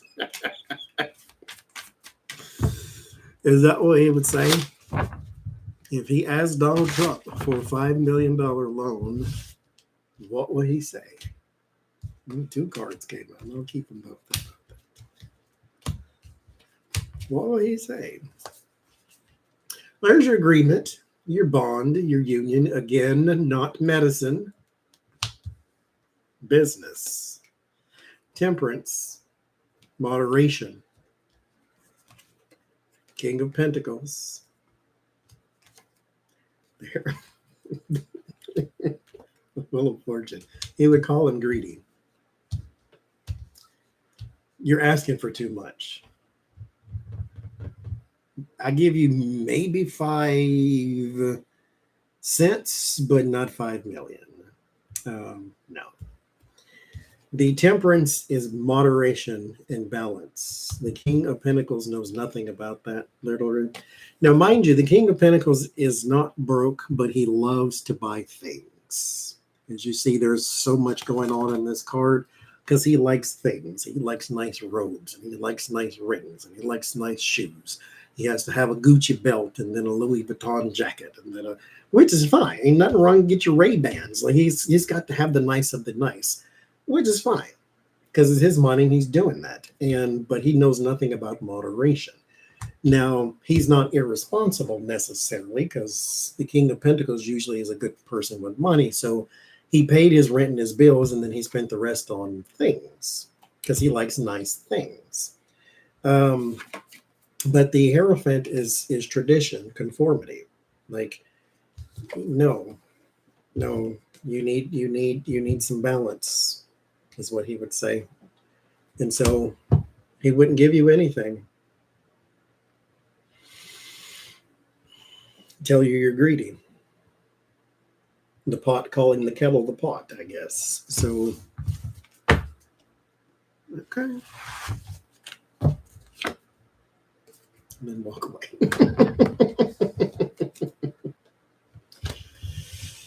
Oh.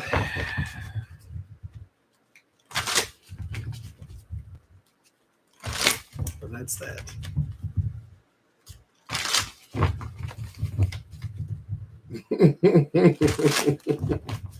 Throw some paper towels at them. That'll be $29.50, please.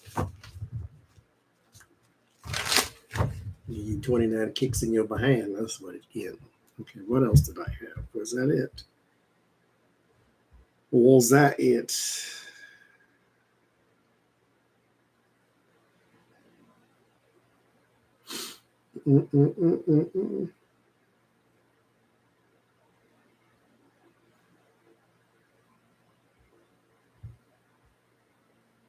Oh, in the class also, it is basic tarot, so we won't be going deep into astrologies and numerologies and things like that.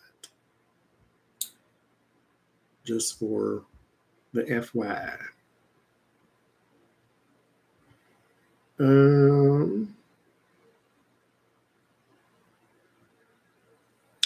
Bobert has a new boyfriend. Bobert does. I have the Robin Wood Tarot. I think I have the Cosmic Tarot too. Wasn't that made by an astrologer? I have that one too, I believe.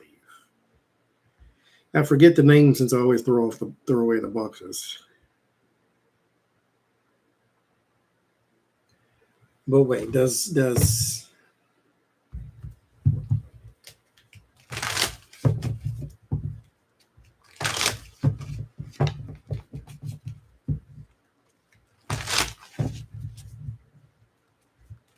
he's an evangelical that hangs out with Mike Flynn. Bobert or Marjorie? Because Marjorie has a new boyfriend too, doesn't she? Isn't he one of them? Where does he work? Conservative Network? I'm so confused now. Okay. How she got a new boyfriend? She just filed for a divorce. I mean, listen. He was there already. I get. Okay.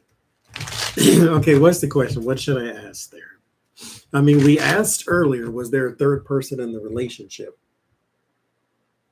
And she got a man already? Was he there at the drag racing competition?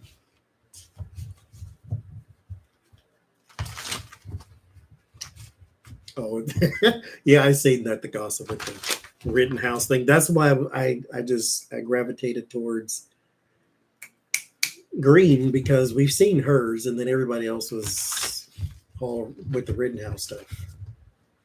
Newsmax, there it is. Thank you. Okay. So Bobert and her new interest, her new love interest. Is it solid? Is it a good foundation? How will it go? Will he meet the old boyfriend and things get ugly? Like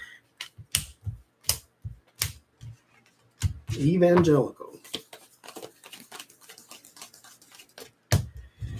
Marries the gun nut former escort. Temperance. So maybe some healing is going on. She may have had, or there may be a, well, let's keep going. I think I know what that is too. 8 of Cups, Knight of Cups. She lying like a rug, if you ask me, but that's just me. But it'll be fine. It'll be fine, for at least right now. The Temperance, though, here's my psychic interpretation. She has told this man that she is traumatized by her ex-husband. Not beaten or anything like that, but he was very abusive, at least verbally. Again, this is healing, not overthinking. Let me hush. This is healing after trauma of some sort. This is a story you tell to sound entertaining, the way I do. This is surface level trauma. So she told him that she was traumatized by someone, her ex-husband. That's why she left. That's why she's leaving. And he believes this. he's been there. This ain't a new relationship, if you ask me. He's been there, if you ask me. He's been there. It's a surprise to the husband, more than likely, because the Page of Cups is here. Surprise romance. Everything is fine right now. This is romance, charm, wit. This is good times. This can also be, if we're not careful, a baby. So there's he was married to. Ooh. Yeah. There could be a baby too if she's not tied up or something. If he's not tied up or something, but possibility of it anyway. But they're fine for right now. They got good cup cards. So far so good. She sold the story of traumatization, and he's been there to see it, if you will. I think she's playing them though, but he's also intruding on someone's marriage, so whatever. Will her husband spill the info? I asked in that other reading, will this get messy? And I think it will. So let's ask, though. Bobert's husband, what's his next steps? Is he going to write a tell-all? Is he going to flip out and go nuts? Fall into depression even? Because, I mean, his marriage is over. What is his next steps? What's coming up for him? Because the first two cards, I think I pulled, one of them was the devil. So I think it is going to get nasty. Because he has an unhealthy attachment.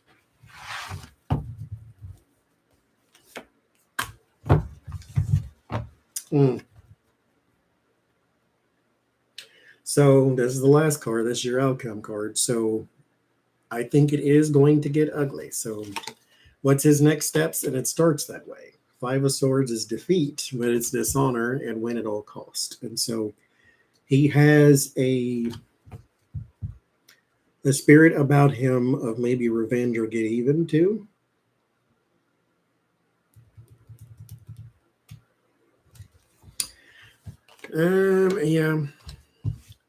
Yeah. I think right now in his mind, he may be spiraling out of control a little bit. A lot of it. Six of Swords is going to have a very rough transition. This will all eventually be over, but a very rough transition. It'll go kaboom first, though. Because apparently he was served out of nowhere. Divorce papers, and rumor has it he flipped out on the server too, and she said that actually didn't happen, and so she defended him there. But a lot of messages back and forth, a lot of message of trouble, maybe even some pleading. What is it? The 7 stages of denial, whatever it is. He may be going into some pleading next. I don't know where he works, but that could be burdened by his attitude.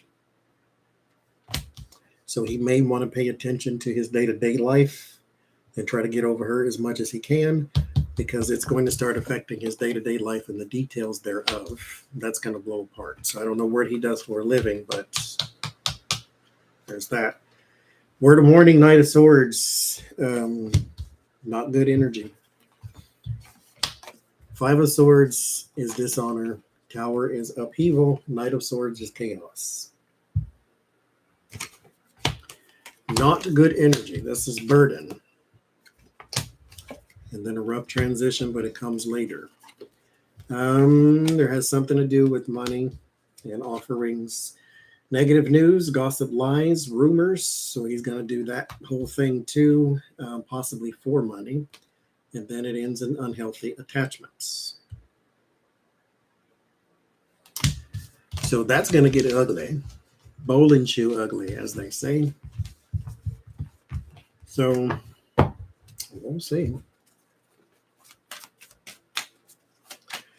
Her political career. Let's see.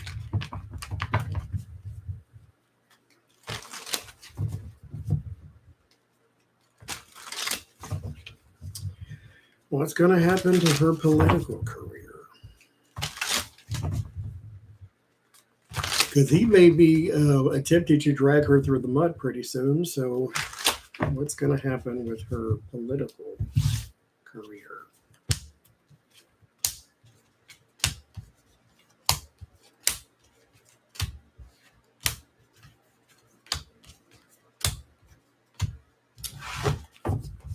All right. Judgment. King of Swords.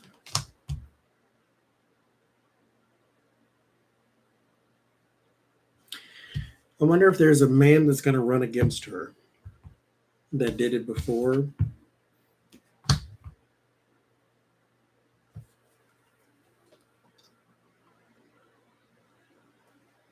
Because somebody's returning from the past. Six of Pentacles, Tower, Three of Wands. So she's going to be doing some fundraising pretty soon. Pretty soon she's going to be doing some fundraising. Eek. Her political career. This is...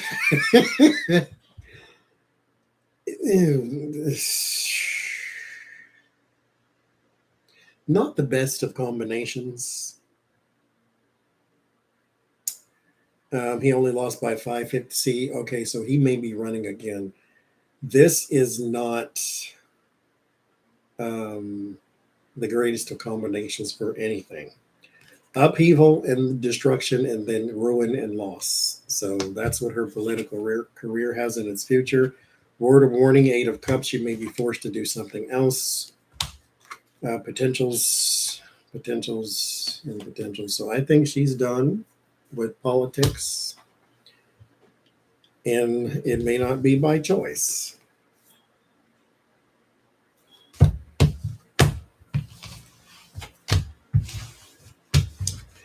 Okay, then. Oh, good Lord, this fan is now making me yawn.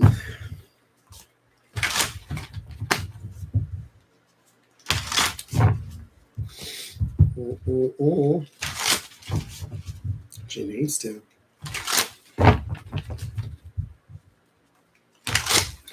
Let me ask about Biden. What does his chances look like? Because he is being challenged by some Dems, and he will be challenged by a Republican somebody. So, and we got all of the it's rigged and conspiracy this and all that garbage. So it's 1 a.m. there. Oh, good Lord. It's 10:30 here. I think it's 7:30 in Hawaii, I think. What does his chances look like? I miss East Coast time, though.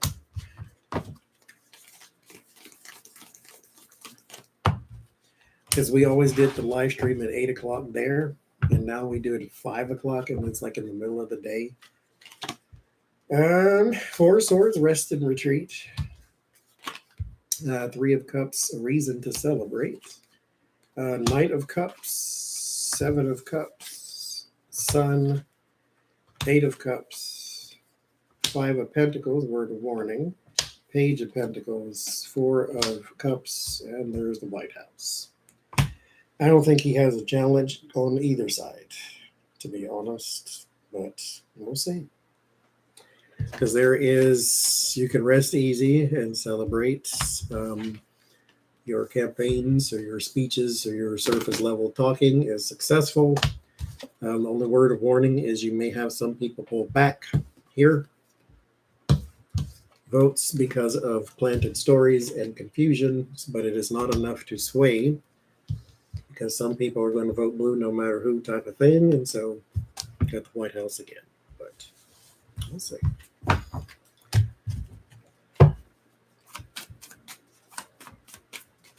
$7.36 of Hawaii.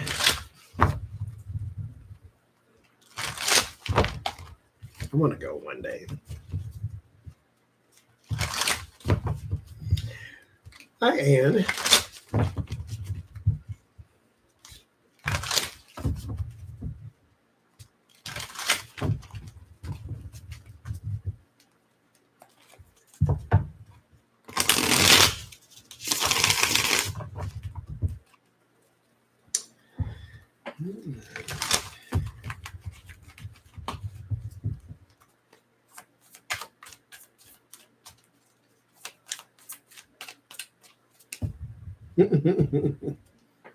Oh, and Anne got me the minis for my birthday that I did my tableaus with.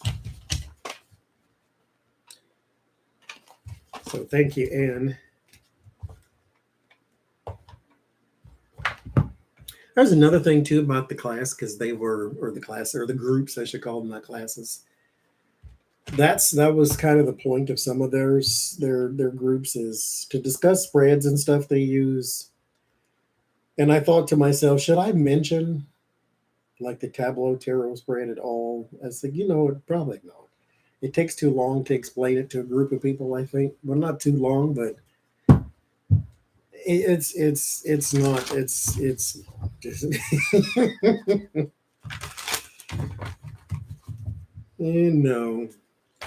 Keep it to yourself.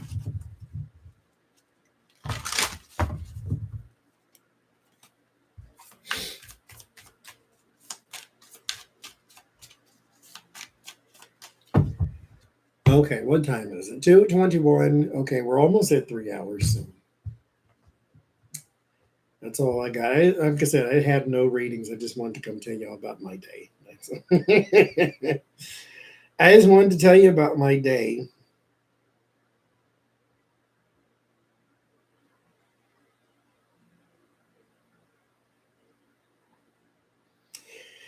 Also, I wanted to do.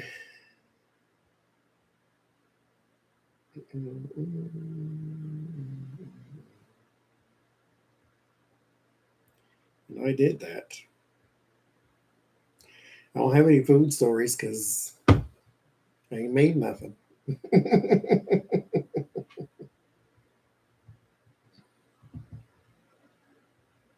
I ain't been in a cooking mood though. I wanted to make something tomorrow and I'm out of ideas.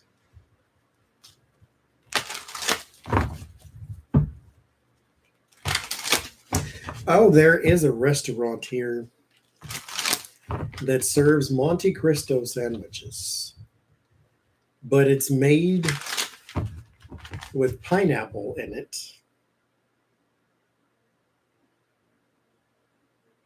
And I think mayo, something that I've never had in a Monte Cristo before. There was pineapple in something. It sounds strange, but I'm going to try it and tell you about it. So we'll see. Yes, Monte Cristo. Pineapple in the Monte Cristo. Okay. Well, that's all I got. That's all I got. So the reading part is over. If you want to stay for chit chat, you go right ahead. That's what we're going into now. Just thought I'd issue the warning ahead of time. But it has. Let me see if I can find it, and I'll tell you the ingredients.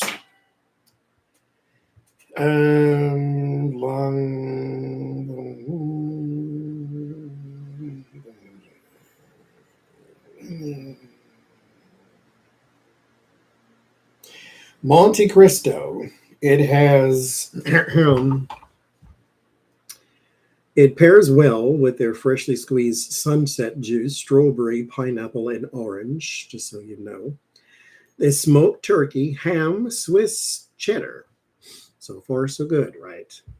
Smoked turkey, ham, Swiss cheddar, pineapple, tomato, mayonnaise, and sourdough bread, It is dipped in an egg batter and then it's grilled until it's golden brown and it's served with a raspberry jam.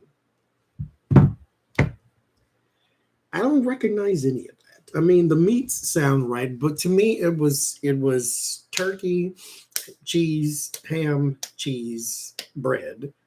Turkey, cheese, ham, cheese, bread. Not turkey, cheese, pineapple, tomato, mayo, bread, turkey, cheese, pineapple, tomato. Like, what are you making here, sir? So there's that, and then dipped in an egg batter. I've never had that either. I've had it dipped in like a batter that's kind of sweet. So it's like a French toast type of thing, I guess is what the way they're doing it. I've always had like almost like a pancake batter type thing, and then you deep fry it. But we'll see. I'll get it and I'll report back to you. See, I've had it with the jam too, but never made it because there was always a sweeter type sandwich, and then maybe you put a little powdered sugar on the top of it. Me either tomato and pineapple with the ham and the cheese and the da, da, da, da, da.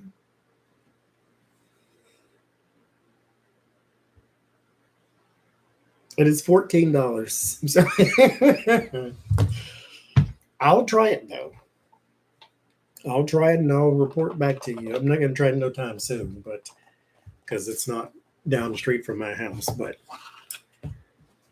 I'll try it. And when I do, I'll let y'all know. I don't like pineapple either. Pineapple juice is okay, fine sometimes if you mix it with a whole bunch of others. It's just too diabetic sweet for me. I just can't. I don't like it. I don't like the taste. I don't like nothing about it. I don't like the texture. But we're gonna see.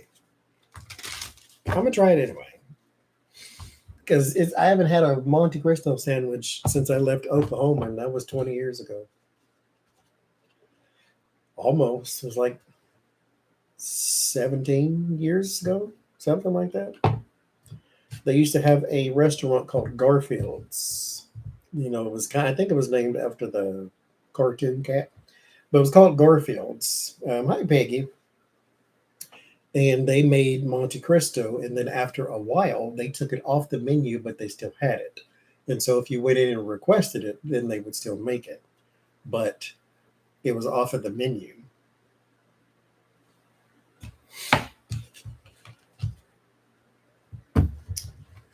But this is on the menu, so yes, I can drink it if you mix it with a bunch of stuff, but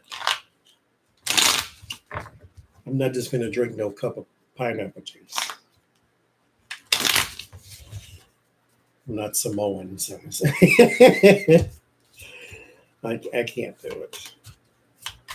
My cousin could, who was Samoan, but my cousin could. Just I mm-mm,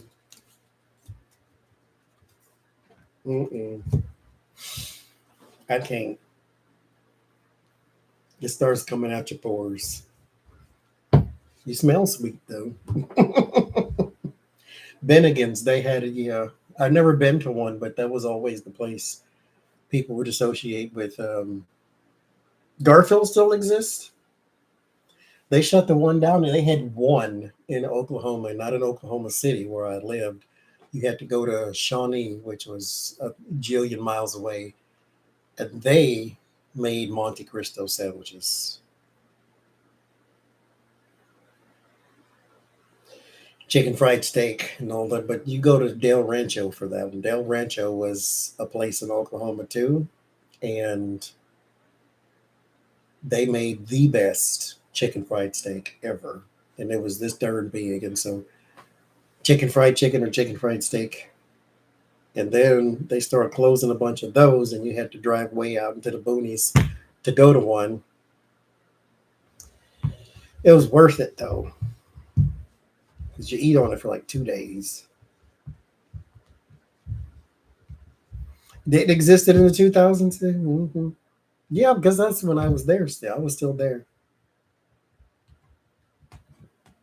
I was still in Oklahoma back then because it's been like 15, 16 years since I've been there. You know, I was wanting to get taquitos, but I don't know how to make them. I was going to get the ones out the freezer section because my niece has never had them. And I thought, well, let's get taquitos. I ain't going to be authentic because I don't know nothing about cooking. I did try to make salsa tetemada and this scorched to salsa, basically. And I did everything like this. Here's. Okay, back up. Wait a minute. Cooking is a talent. And there's a chef on YouTube, Chef Jean Pierre. Anybody can do this. No, not really. Not like this. Some people cook something and it turns out like it's supposed to. Some people like me cook it and it's edible, but somebody walking past will say, "What is that?" And then I'll have to say, "Oh, it's this." Oh, okay. It'll taste fine, but mm-mm.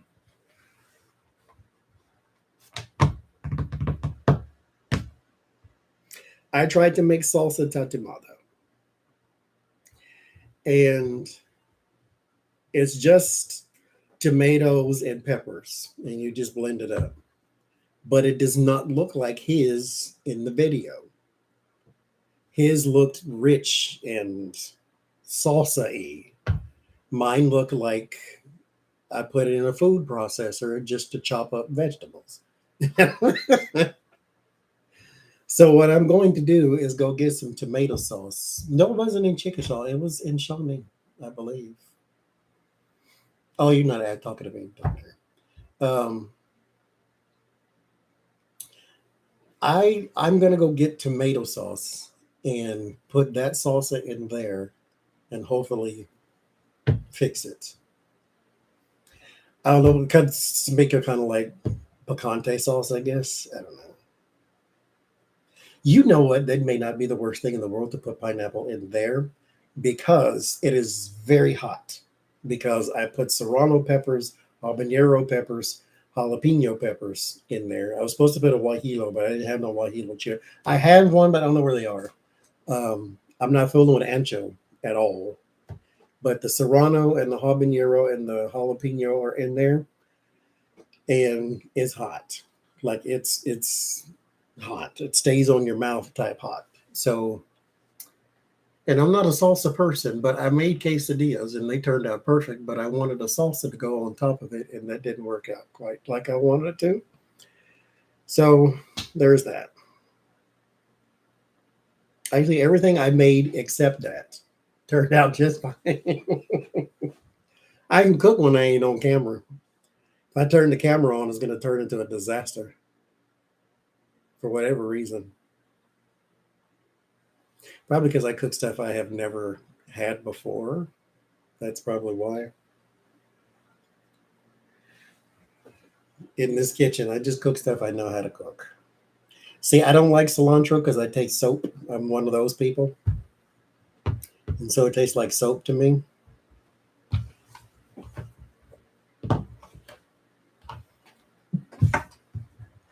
You can serve me a dead possum. You put cilantro on. I'm like, oh, this is soapy. I taste soap. It tastes like dish soap to me. Very soapy. But it's just the peppers because that's what the recipe was. I put everything in there he said to put in there. You put tomato, habanero, serrano, jalapeno, and onion, and you have to put them in the pan. No oil, no nothing. You char them. You don't burn them or scorch them. You char them and then blend it up. I don't eat seafood either. That's another thing I can't stand. I don't like any seafood. I eat tuna out the can, but that's about it. Mm-mm. Not a fish person of any kind. No shrimp, no lobster, crab, none of that. Mm-mm. Some fish I can do sometimes. I have to be in the mood for fish, though. I don't like stuff out the water. I barely like water. So I don't, I can't.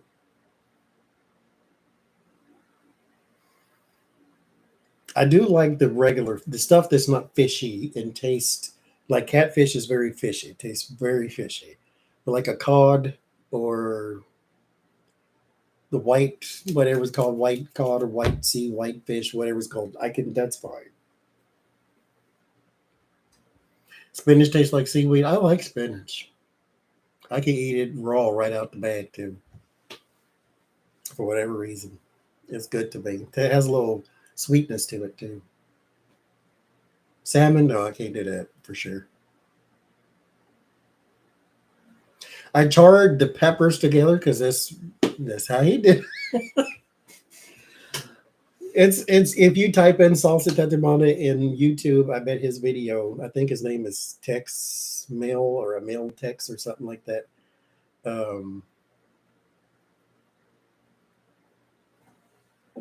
He'll probably be the first one to pop up.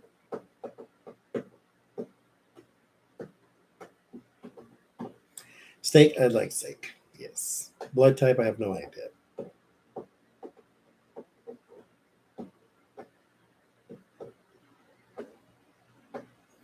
How do I get my omega 3s? Do I look like a person who has all their vitamins?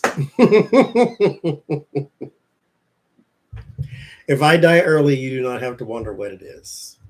It was all them Snickers and Little Debbie's. That's what. Don't say, oh, what happened to Johnny? You didn't know what it was. He dropped dead. That's what it is. That's not a joke. That's for real. It's just is what it is. I ain't afraid of death. Bring it on. I got life insurance. You can afford to die, just not afford to get sick. That's the way it is. Life insurance cost me $33. Health insurance cost me $300. So there's that. There's that for a start. Good old American medicine. Healthcare system, I should say. No, I'm not fooling with ghost peppers and reapers and all that. No. I don't even like habanero. That's too hot. I like a little heat, like a jalapeno heat, but I'm not one of them people with the one chip challenge and all. You ain't messing my stomach up with all that mess. No. I ain't got nothing to prove to nobody.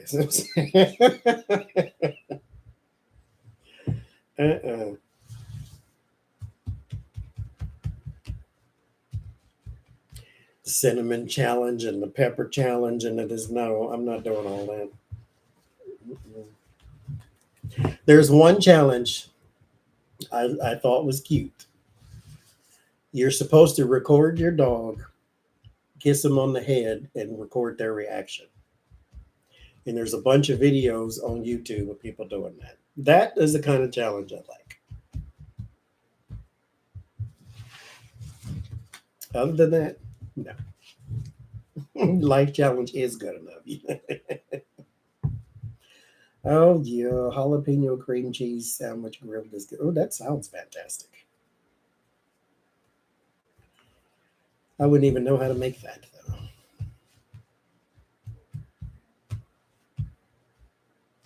See, it's a talent. Cooking is a talent. Some people just have it. They just get it. My mother was one of them people. She can cook anything. Like literally anything. My brother's one of them people. Could cook anything. Me? Thank you for the Cash App. I can't cook anything. I can stand beside you while you do it and still mess it up some way, somehow. Don't know how, but some way, somehow. I went to the store because Popeye's chicken is nowhere close to here. And I'm like, okay, I'll make the copycat recipe.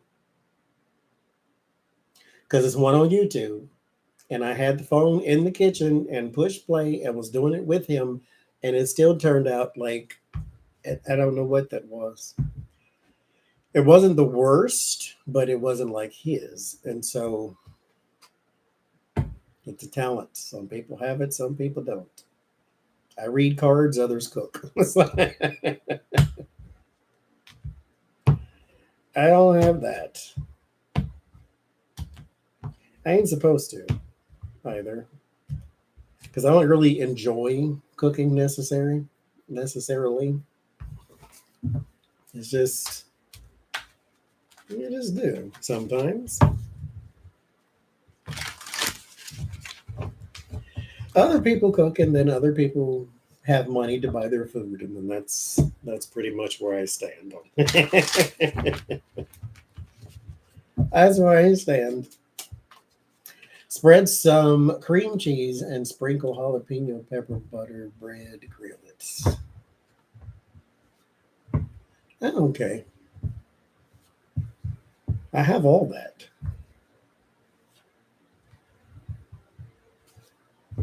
How long have I been reading tarot? I always say 15 years. I think it's longer than that, but that's a good go-to number. I'll just stick with that number. It's somewhere around in there. It's been a long time. Like 2005. That's 18 years, ain't it? 2005, 6, 7, somewhere around in there.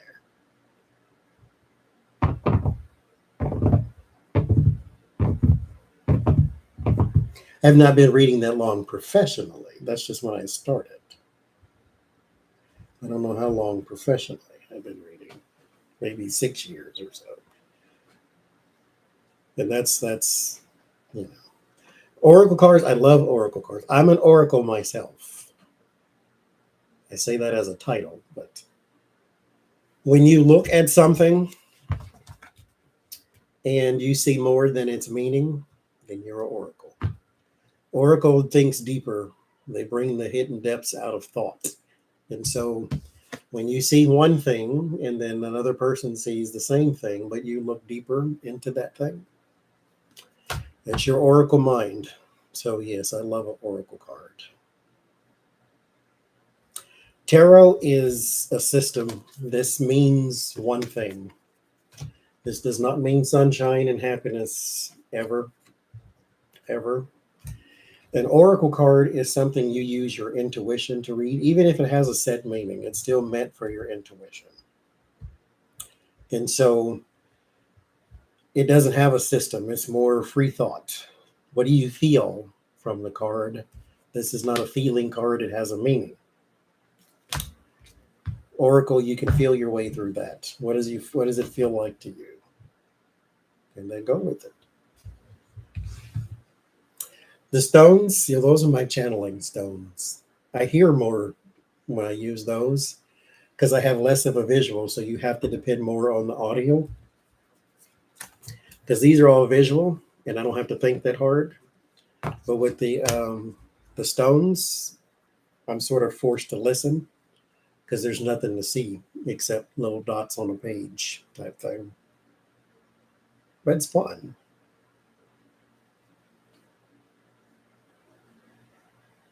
For me. And I was talking to somebody today about talent, and I said, the thing that comes easy to you, that's one of your talents, even if you don't see it as that. And the lady I was talking to, she picked up sign language just like that. I love runes too. I said, that's your talent. Linguistics is probably your talent, but this one definitely. And I said, it's not going to come that easy to the next person because it's not part of their talents. They can still learn it, but it's not as easy for them as it is for you because it's part of your talent. I tell people to take your tarot cards and put them under your pillow, and because it worked for me. But this was part of my talent, though.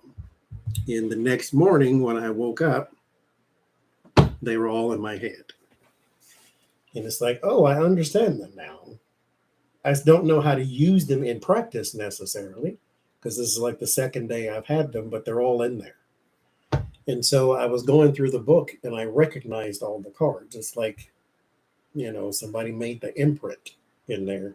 And I just needed to fill in the blanks and fill in the lines of what it meant and so forth and so forth.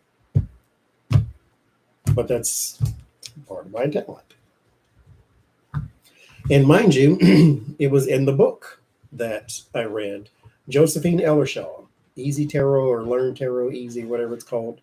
She said, put them under your pillow, which means it worked for her. And I tell it to some people, and they said they did not work for me. It's not part of your talent. Doesn't mean you can't learn it, though. But some people just do it easier than others, like cooking, singing. Like some people just get it. Some people have perfect pitch; they just need a song. And some people got all the songs in the world but can't sing. So, or can't sing well, I should say, or as well as others. We'll say it that way. Which is always a matter of opinion, I guess. Well, that's me. Mm-hmm. But yeah, put them under your pillow, wrap them in. They say wrap them in something. I mean, I don't know if you have to do that or not, but I had a tie. I used to have a tie around my neck that I wore, and put the tie around it, and I put it in the pillow, and they were all in there. Like I still didn't know the real world application of tarot, like because I've never used tarot before, because that was my second day.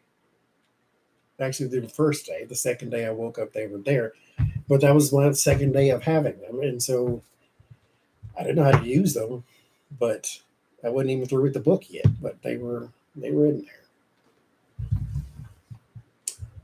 which I found to be neat, and I thought that's how it works for everybody, but it does not. Yeah, Lenormand that's another talent. Like it's for my brain, Lenormand does not work. I tried it. I had cheater cards with the words all over them. Oddly enough, if somebody else pulls Lenormand cards, I can read it. I understand it. If I pull them and look down at it, I don't know what I'm looking at. My guides they just don't use it. My understanding can figure it out if somebody else uses it.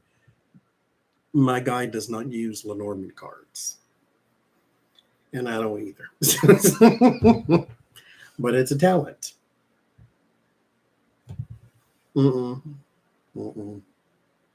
Mm-mm. It's more than a technique, it's a talent. I got 5011 books. Thank you, Sylvia. Test kitchen and all the different step by steps and do this, fold that there, cut this there, turn medium heat, make sure you do, make sure you don't. I will follow you step by step, and it still turns out different than yours. Some people just have the magic. Good night, Alyssa. My mother, I said this before, she had a not a nickname, but we used to say she can take flour and water and make roast beef. She was a magician in the kitchen. She can cook anything and make anything out of anything. You don't think you got enough ingredients in your house? I guarantee you she'll make you a meal. Guarantee. Some people just got it. They got the magic. And all of her sisters, except for two, know how to cook. Two of them, they just wasn't for them. They do other things. Cooking is not my talent at all. I wasn't paying attention when she did it. And I don't. Good night, Gigi. She had it. That was her magic. It's like when I look at tarot cards, I understand things that aren't in the card. I can hear things. I can see blah blah blah. That's part of my magic. Talking as part of my magic. Cooking is not. I made a lot of new friends these past 2 days.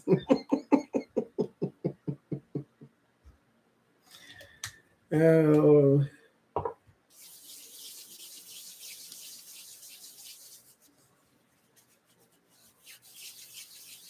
She was an artist.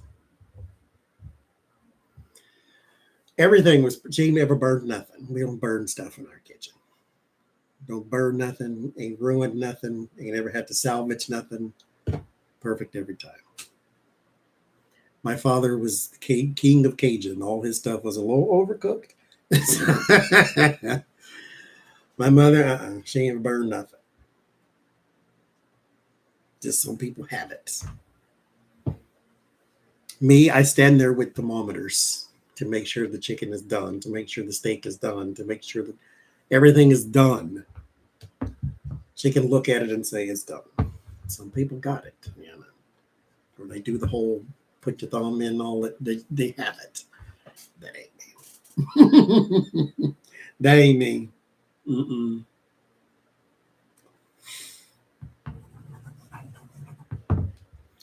I don't know what to eat tonight, though. Mind you, my night's just kind of starting. I guess I can go back to the psychic group. It's still going. It's going till midnight. Midnight my time. It's an hour away.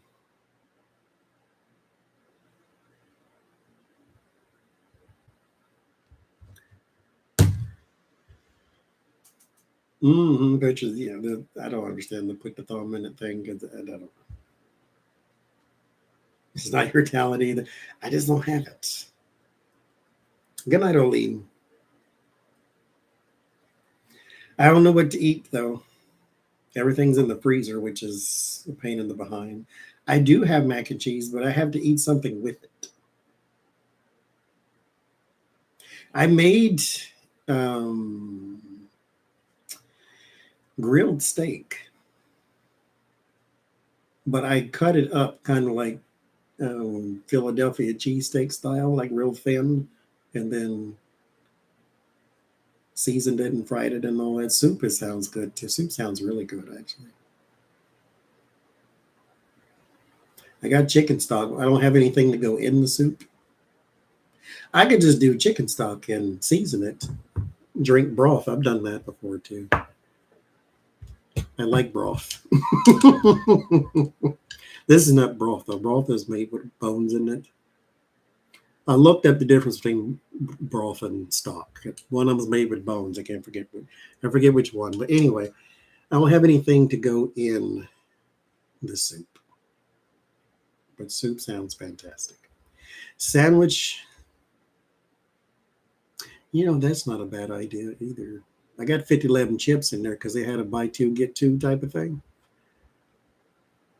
I can be real ghetto and put the chips on the sandwich and then crunch it all in. Very nostalgia. That's we do soup in the salad in the sandwich. I don't know what kind of soup though. Maybe I'll just do steak nachos. I could do that because I have both of those. I could do a broth and season it, put a lot of red pepper in it because I like it spicy too, since it's just that, and then make a sandwich with it. Do that. Yeah, 11 p.m. sounds late for normal people. I don't go to bed until 7 a.m. though. So this is the beginning of my day.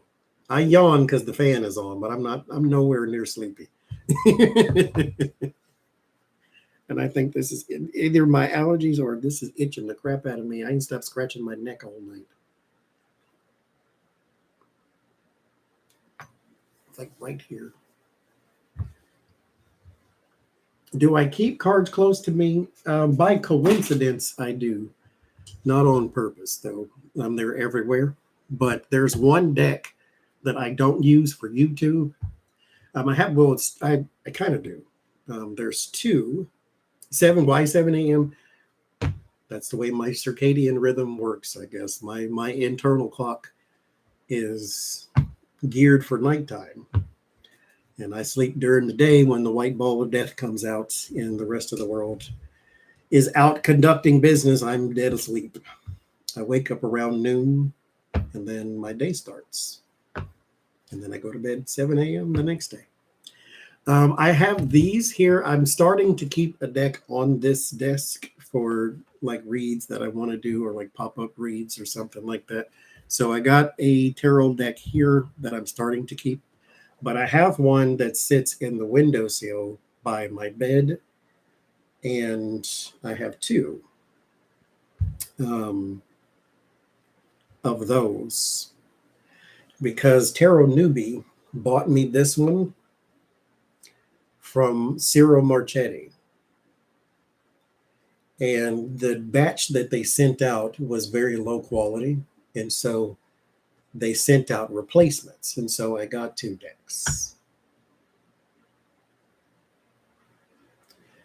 And because I got the low quality one that I keep in the window, and then I got the regular one that I use for YouTube sometimes. It's got my name on the back of it. Or the Tarot's Apprentice, anyway. Do I have noodles of any kind? I do.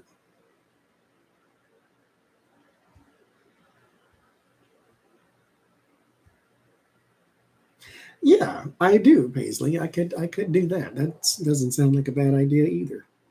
Because I got some meat that I could put in there. At least the steak meat in there anyway. It's not chicken though. Everything's frozen. I ain't about that life right now. So that is a good idea. Do I only do political readings? No. So here, I was having that conversation too with one of the people from one of the groups that I went in today. And when I started my channel, I started, I think I have some carrots too. Okay, now this gonna require me to cook, but that's fine because I can just boil the crap out of it until it's soft, right? Anyway, when I first started my channel started by doing a Donald Trump tarot reading. And you sort of get pigeonholed into just doing news, political this and political that. And I'm like, okay, I don't mind reading on the headlines, but I'm going to read because this is my channel, not doesn't belong to nobody else but me. I'm going to read on what I'm interested in. And one day I did a reading on honeybees because they're endangered and the earth kind of needs them. And I wanted to do a reading to see if they would recover and so forth and so forth. The first comment I got was somebody with the eye roll emoji because they could not believe, why are you reading on this when the world is on fire, basically?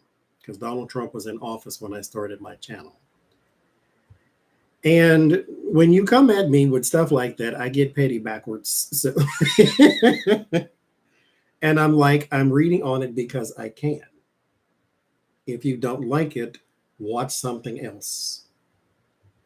I'm not forcing you to look at my channel. The amount of time it took you to type this ignorant mess in my comment section, you could have clicked off and go watched anything else. There's a video on YouTube right now, literally, of paint drying. You could have watched that. But you clicked on a video that said honeybees and you thought I was going to talk about Donald Trump in it. Do you ever call him honeybee? Have you ever heard of anything called honeybee attached to Donald Trump? And so they didn't care for me doing readings on stuff that was not political. But I am not a political channel. It just so happens that I do a lot of readings on politics because I do stuff that I want to do. I'm not pressured into doing this. I don't work for YouTube. I don't work for CNN and all that. No, this is supposed to be fun, and I'm keeping it that way. If I ever feel like I'm pressured into something or somebody sucked all the fun out of it, then we're not doing this anymore. Because this is not necessary. We ain't got to go through all that. And if I want to do readings on honey, I did a reading on pennies. Because the United States makes pennies, but it costs 1.3 cents to make 1 cent. And so I'm like, will they ever stop making the things? And then I got the eye roll emojis and why are you reading on this? This is not important. Kiss my behind. It's not important. Get off my channel. Go start. You have a channel on YouTube. That's how you comment it. post some videos on it so I can come be critical of you. Why are you doing readings on Donald Trump when Donald Trump is not the only person in the world doing reading on Vladimir Putin? Why don't you? Like just this the amount of time it took you to be ugly, you could have just clicked off and did something else. Literally anything else with your time. I don't have to read on what you want me to, but no, to answer the question, no. The bees, yes, will make a small recovery. The pennies, no, we will continue to make them. And then I find out that I think in the reading I said this, the pennies that the United States produce has a lobby because the little disc that we print the penny on, the United States does not make those. A company makes those and then sells them to the United States, and then the United States uses them to make pennies. And so they have a lobby. And so we will never stop making pennies because they have a lobby. Our congressmen have been bought with penny money. But the bees will make a small recovery under a king of cups, which is possibly Joe Biden, because I did the reading when Donald Trump was in office, and it said, when a king of cups is in office, then we will have a recovery, a small recovery of honeybees. And so that's kind of what we're shaping up to be. Oh, I do not eat medium meat. Medium rare, I can't. If it's pink, it ain't done. I ain't putting meat in it, I don't think, because I think I like the idea of the sandwich and then just put the, what you call it.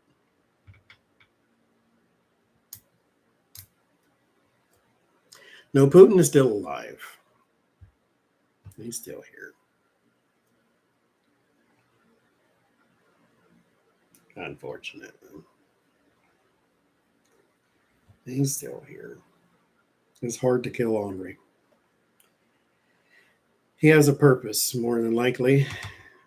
World War III hasn't started, but behind the scenes type thing.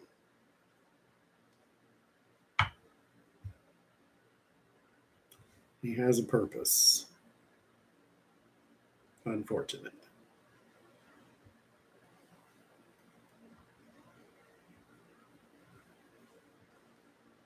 Somebody need to come get this child.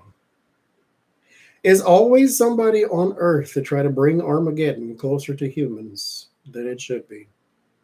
Always. If it ain't Hitler, it's him. If it ain't this, it's that. So, is Trump losing weight? Maybe it's stress. I mean, in his defense, he's been sued by everybody. So in his defense, in his defense. Y'all eat raw beef and onions on rye? No, ma'am. Mm-mm. I stand there with my thermometers. And if it don't hit the temperature it's supposed to, I can't do it. I can't eat medium. I went to a restaurant not too long ago. It's called Copper River Restaurant here in, it's not in Portland, it's in Hillsboro, actually. And I asked for so they have on their menu peanut butter and jelly jalapeno hamburger. So you put on the bun peanut butter and jelly, and then it's got like a jalapeno relish type of thing, and it's on the hamburger. And I'm like, that sounds awful. Let me try. And then she said to me, well, we make all of our hamburgers medium. I said, can I have it well? And she said, yes. And so she brought me out the pinkest rose pink carnation hamburger you've ever seen in your life. And I'm like, that's too pink for me. I can't eat that. If the meat is pink, it's not done in my eyes and it makes me squeamish. And so I can't do it. People say if you cook it well done and you overcook it and you cook all the flavor out of that, no, I don't care. If it's the same color when you done cooking as it was when you started cooking, you ain't done cooking. I can't do medium, and I can't do rare. I definitely can't do rare. Single, as they call it, which means blood. I can't do that. If you're going to eat rare meat, then just walk across the field and just bite the cow while it's standing there. That's all I'm saying. Just do that. Mm-mm.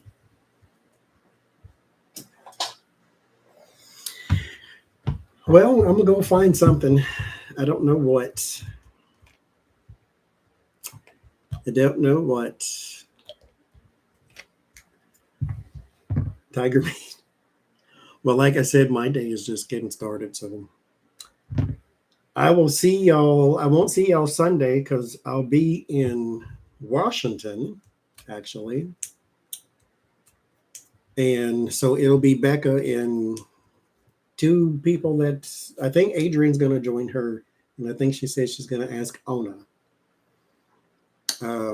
I talked to Lori too, so she may want to join too. I don't know. But it's going to be on Becca's channel. She posted a thing if y'all want to ask questions in the community tab. I'm going to see if I might try to do a live stream, like a little small one, because I don't want to kill the battery on the phone and all that. I might try to do a little live stream from, because we're going to go to the beach. Now, y'all know I'm not a beach person. But my niece and my brother go to the beach every weekend on Sunday. And I don't go. I never go because number one, it's Sunday and I don't want to have to rush back here and all that type of stuff. But I'm not a beach person either. I don't like sand. I don't like beaches. But they're going to go to Washington this time. And I'm like, well, I want to go to Washington. That sounds fun. So we're going to go there. We're going to make a whole day out of it type of thing. And we'll go to the beach and then go walk around and eat and smile and laugh and so forth and so forth. So we're going to do that on Sunday. And if I get a chance, I'll do a little live stream from the beach, kind of like old days, old times. And that'll be that. So that'll be on Sunday. Probably early. But anyway, I will see y'all possibly on Sunday, but if not, then I'll see y'all for maybe a pop-up live or something like that. Hopefully we can go to Seattle. That would be nice too. I've never been, and since we're this close, we might as well try to go at least once. But anyway, we'll see. We'll see what happens on Sunday. Bye-bye. How do you end this? I'm on YouTube. I don't know how to turn this off. Okay, there it is. Bye-bye.